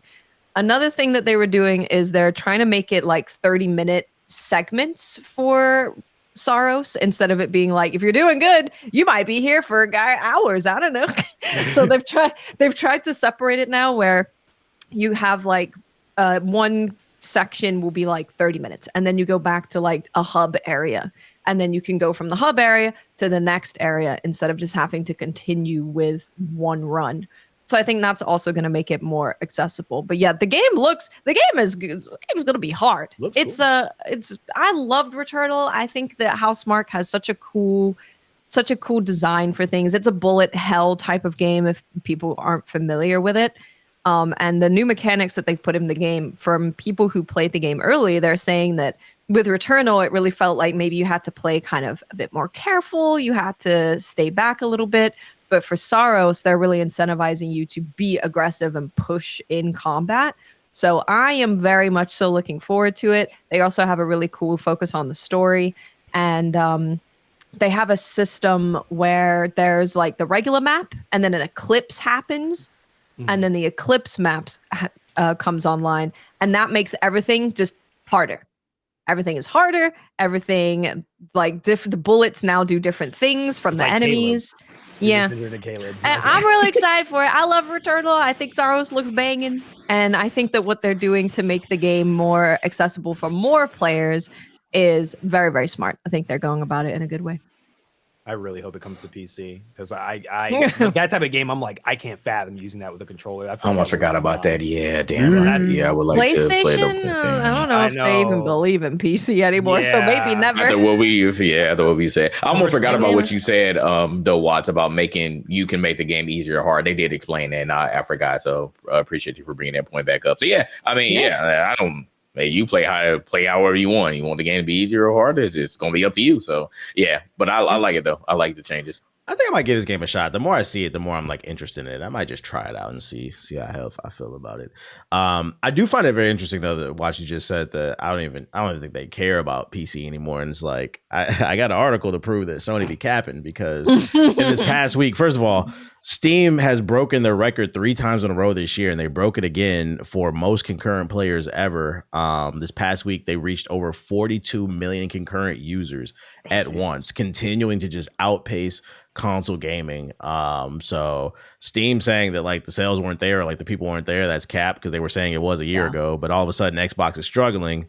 Now they want to pull it off the PC or whatever. Why we think PC gaming continues to grow, Jay? I think people are more and more seeing the lights. I think they're seeing that they can get more value in just overall games.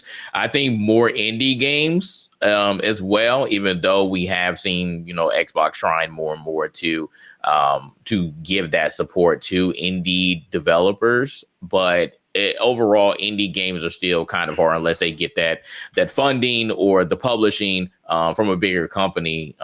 You still are kind of limited on what you can and cannot put on consoles, and it's just overall harder to make a game for the lowest common denominator. So I think that more and more people are starting to finally, outside of again what we've seen from the numbers, and people still playing the same games, but I think more and more people are starting to slowly open their eyes and try different games, or have the wherewithal to try something else.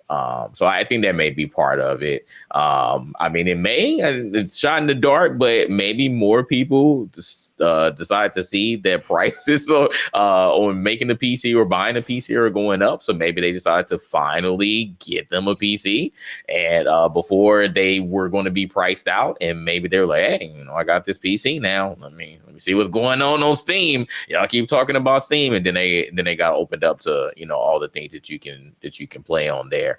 I mean, people obviously also probably just want to stream now, so they got to get a PC for the most part in order to stream, or at least a decent quality. So maybe they just got one to do that. They're like, hey, all right, let me just play some on the PC now, and Steam was there, so maybe they decide to open it up and play their slop games too. So it may just not be indies, it may just be slop period, but it's just on the Steam platform. So I think that some of those may be contributors. Yeah, I just think that the Steam continuing to grow while everybody else kind of struggles is proof that we were 10 steps ahead. It was a lot of resistance, back in the day when we first started the podcast, but I think people are finally starting to wake up and see the value of PC gaming as people start to get older and mature. And better late than never. It's also more approachable for people now, I think, because when you're back in the day, you're like, I have to be like an engineer to understand how to be a PC gamer. But now a lot of people, which people should probably learn a little bit about PCs if they're going to have one, but a lot of people don't know a damn thing. They just have someone they buy a pre-built and they just plug it in and they just play the game. So yeah, they kind of treat it like a console now, which can bite you in the ass when you're playing on a 2080 like 8 years later and you're wondering why games aren't working for you. But yeah, I think it's a lot more approachable than it's ever been to get a PC, besides the price. But before that, it was very approachable. Any thoughts, Ethos? Discord. I think the rise of Discord contributed to a lot of people wanting to get PCs. Really? I think there's a fair argument to think that when Discord started to blow up, I remember when a lot of people were on console and they were like, well, you're going to get in the chat. No, bro, we on Discord. What the hell? What are you doing? I remember it was better, yeah. Yeah, everyone was like, I ain't getting no party chat. Like back in the day, we'd get in the Xbox party chat. That was the commune. That was when everybody came together and talked shit and was playing games together. There'd be 10 slots. That's all you could get. 8 people in there, 2 people playing, 1 person playing a single player game, 3 of them playing Call of Duty, the other one playing Gears of War. That's how it used to be. But now, I think when Discord came, and a lot of people were just like, hey, yeah, we're on this thing called Discord now. And obviously you want to play with your friends. You want to talk with your friends. And they're like, well, how do I get Discord? Oh, well, you got to get it. It's on PC. I'm like, but I ain't got a PC. Oh, you're shit out of luck. That's, I think a lot of it was. I don't think it was the only factor, but I think there's a sneaky part of that. I think some people were more inclined to be like, oh, I want to be where all my friends is talking and stuff like that. And so I think they got on Discord. Dang, so you said FOMO finally, years I think later, FOMO got caught him, up to him. Yeah. I think it got him. And I think even though they did add it to console, because man, later on they did add it to console, stuff like that. I don't think it's the same. I think people would realize they're just like, I'd rather just be on PC than have my phone. I remember it used to be some of our friends had phone. They would use their phone. They would connect, and we'd be like, "God damn, boy, your mic is terrible." And they would use the mic when they were on their like console or whatever it was. I think there's some merit to that because when I think about it, like nowadays, if like one of y'all was like, "Yo, hop on the PS5 game chat," like to me, it's like you said like a slur to me. Like, what the fuck? Yeah, you like, Excuse me.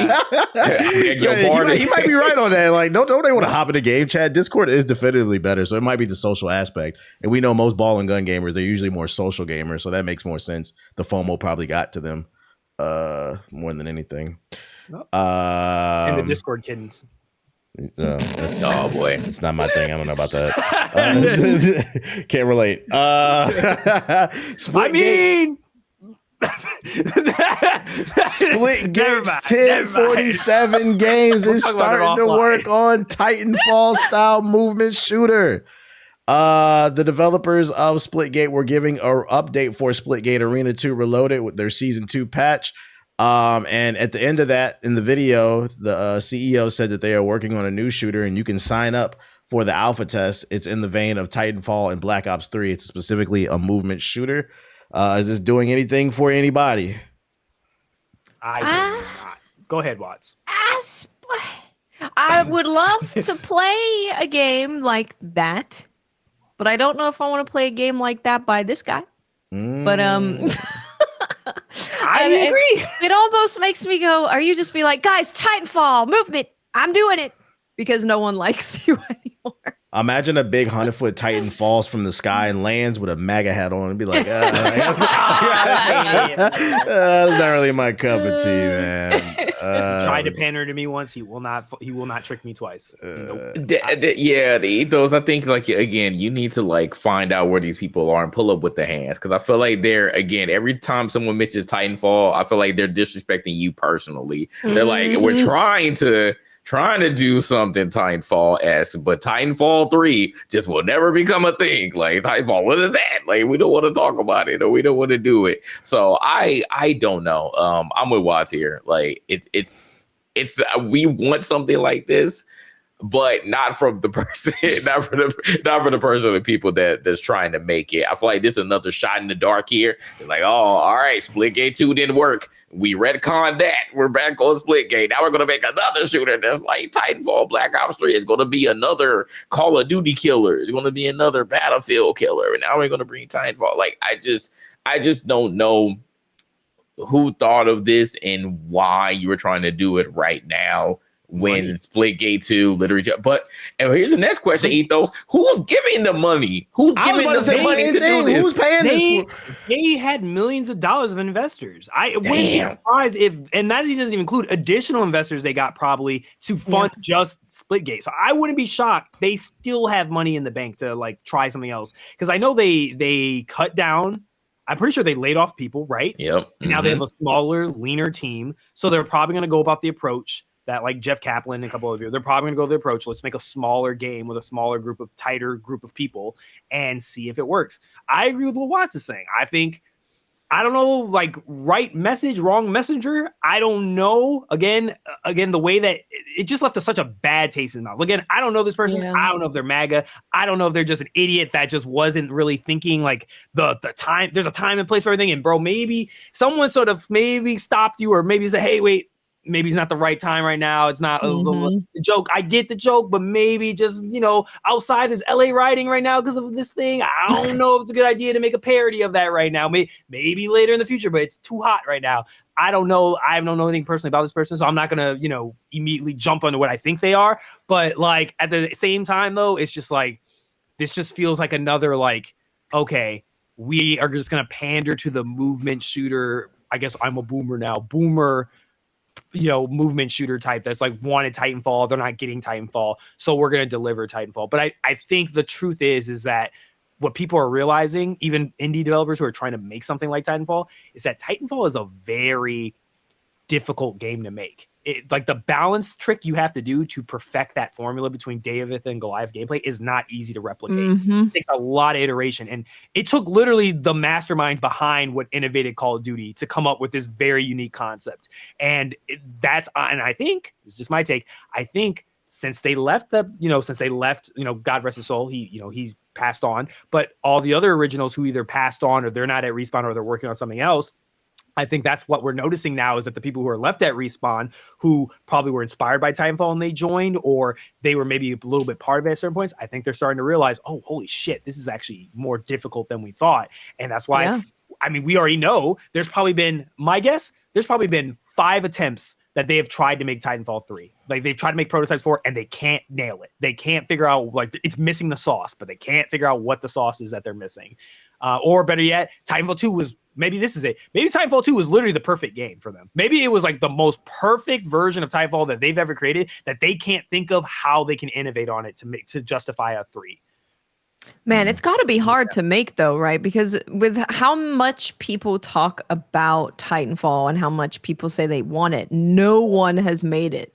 No one's even come close to making something similar, really. It feels like it's become like a myth of its own, like Robin Hood or like some mythical creature where it's like, can you even live up to the way people talk about it? Maybe that's why people don't want to touch it. I think it's scary. And you know what? Hey, I'm going to say something different. I said this, I was saying this on stream, and I wrote this in my review. I get deja vu of Marathon like Titanfall. I get crazy deja vu because if you remember, Titanfall also didn't hit a big player count. Titanfall also started to dive after what they were saying. Oh, it's dying a month or two after the game had come out. Like I literally play Marathon, and I think of the exact same ways that like I'm captivated by. I said I wasn't going to talk about Marathon. Damn it. I was going to say, I really love Titanfall a lot, and I think I feel the same way when I play Marathon, like the same zealotry that I had for Titanfall. I feel it with Marathon. Not that they're the same type of game, but that the way JJ you described, where you were like, you played the game, like, oh, it's special. It feels special to me. And Titanfall has that. And I'm like, I don't think people can replicate this. I think it's like a lightning in the bottle thing where it happens.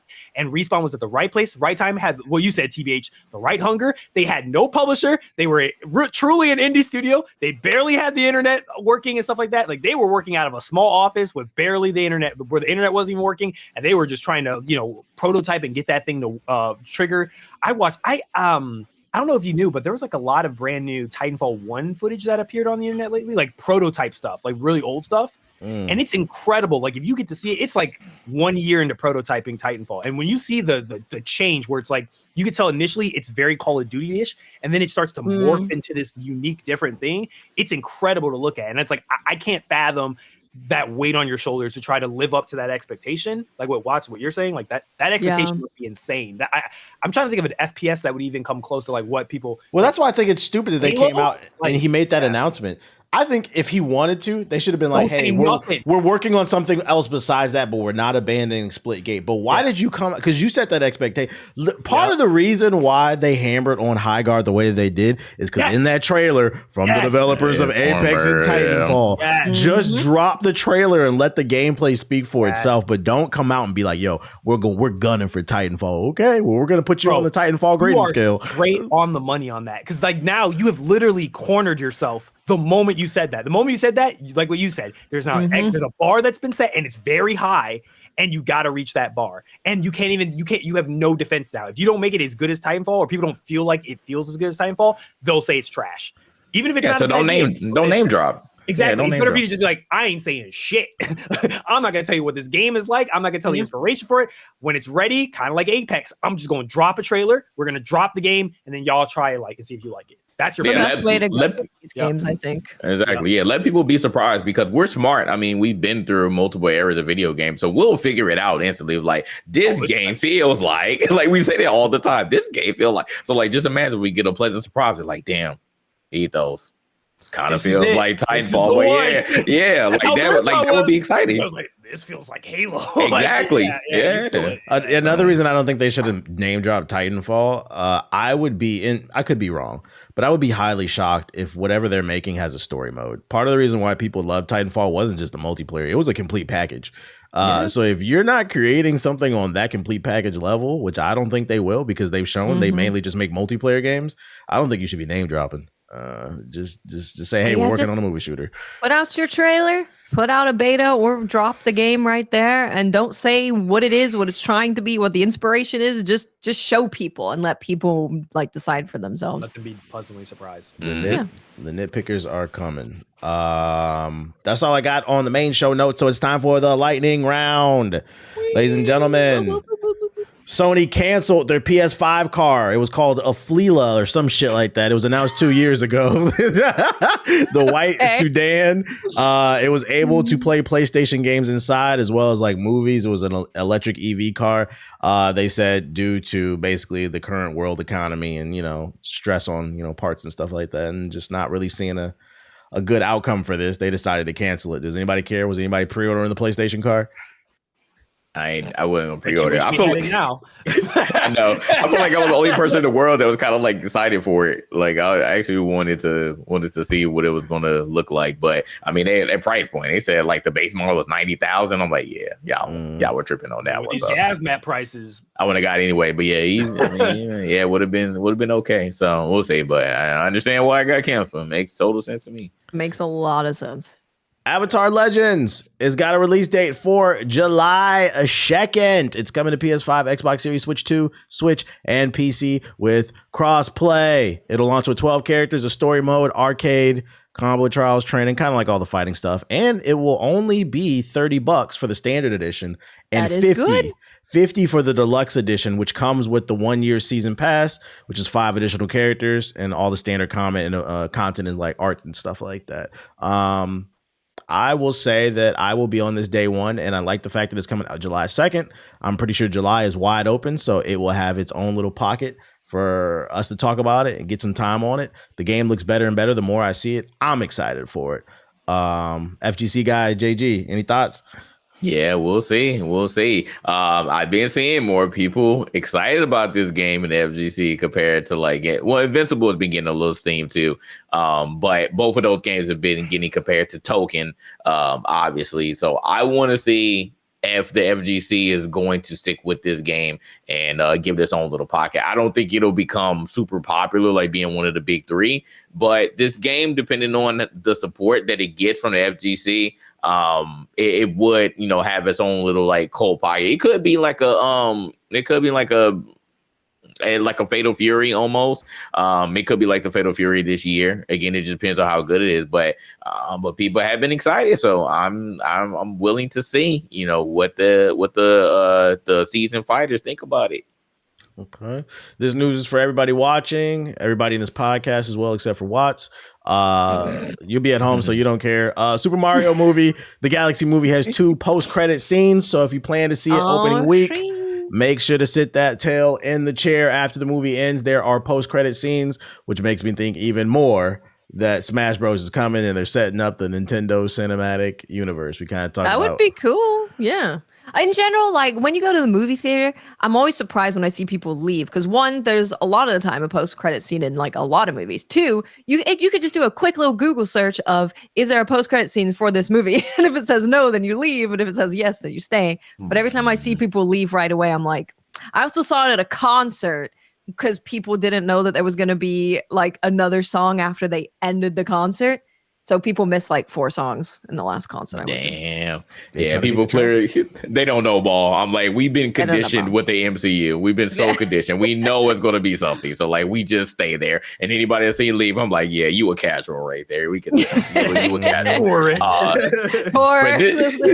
For this particular movie though, I'm gonna have to make sure that my kids are like, so I gotta let them know. I have to condition them now. Yeah, they gonna be like, oh, wait. The movies are like, no, stay there. We got some additional scenes. So I'm excited about that though. Yeah, I think man, it's heating up. So we'll see this week. I'm on it. Marvel Rivals 2 confirmed for the Switch 2. No definitive date, but they did confirm that they are working on it. Does anybody care? Why are you laughing, bro? Don't play this game on the Switch 2, please. That shit gonna be horrible. Right. Is there gonna be crossplay? Because you might want people to play it on the Switch, because that sounds like some easy. I know, right? It'd be barbecue chicken. Barbecue chicken. Well, it's crossplay with the PS4, and the Switch 2 is pretty much a PS4 Pro, so yeah, it's probably gonna have crossplay. Yeah. If you want to know what it's going to look like, go look up footage of the PS4 version, because that's basically what the Switch 2 is going to look like. Maybe a little bit better, but that's about it. Man, oh man, I appreciate the effort to get into all the consoles, but that shit going to blow up in your lap, Unibeam. And then last but not least, this wasn't on the notes, but I just saw this on the timeline when I was scrolling. You can get $10 off Pragmata if you want to get it off Green Man Gaming. Go to greenmangaming.com. It's only $50. Which is funny because when I scroll down in the comments, the first thing I see is that dog shit game is already $50. This shit is gonna flop. Why do y'all want everything to fail? Oh my lord, my man. Oh my god, I can't, bro. I literally can't. Discounts for before games come out for pre-orders is normal. Like that happens all the time. Like on PC. Yeah. See, they don't know. See, they clearly don't know, man. Oh shit. Well, that's all I got on my show notes. Do y'all got anything y'all want to add to the show before we wrap it up? There's currently a discourse on Twitter, which is actually pretty nice, which is Japanese and American cultural exchange. Japan is learning about American barbecue. Yeah, I saw it. So now there's like this big cultural exchange of like them learning about barbecue, and then they're picking up a bunch of like US based memes and learning what they mean. So that has been pretty wholesome because everyone's just using like translators to talk to each other and sharing in memes and food. Did they learn about tendernism? I think so, yeah. Someone, okay. I'm like, someone you had to show, but yeah, you had to. Like, who's teaching about the barbecue? Who's exporting? That's what I was. Texas. I saw a Japanese person that was like, what the fuck? He's like, why am I communicating with American Texas people from Americans from Texas at 5 o'clock? Isn't it like 5 o'clock in the morning for y'all? And it was just like a bunch of like white dudes responding and be like, not with like beer and like a fishing rod and stuff like that. And be like, nah, bro, we're up. Or like, I just got finished my shift, bro. I'm headed home. It's actually been really wholesome. Yeah, it's actually really wholesome. It's a nice thing. People are just like being normal. It's shocking. And learning about that kind of reminds me when they first tried to block TikTok for like 24 hours and then Trump tried to act like he saved it. People went and downloaded the Red app and they were having cultural exchanges with people in China and they were just asking us questions. That was kind of nice though. I like that little period. Yeah, that was cool. That was cute. More of that, man. Less of the bullshit. Well, all right, not facts. All right, well, you got the show floor. Watts, what's your closing statement for episode 183? Go. Oh, I'm going to give a shout out to the GI podcast watcher who came into stream saying that they had just watched podcasts about me talking about marathon lore, and he came into the channel while I was reading marathon lore. And you know what? That was a good day. That was a good lore day. We had like 2 hours of lore. I had a good time. So shout out to you. Shout out to all the lore whores. Yes, sir. Says the Mass Effect fan, by the way. I read that Codex, baby. Yeah, I know you. Closing statement for episode 183. Ethos, go.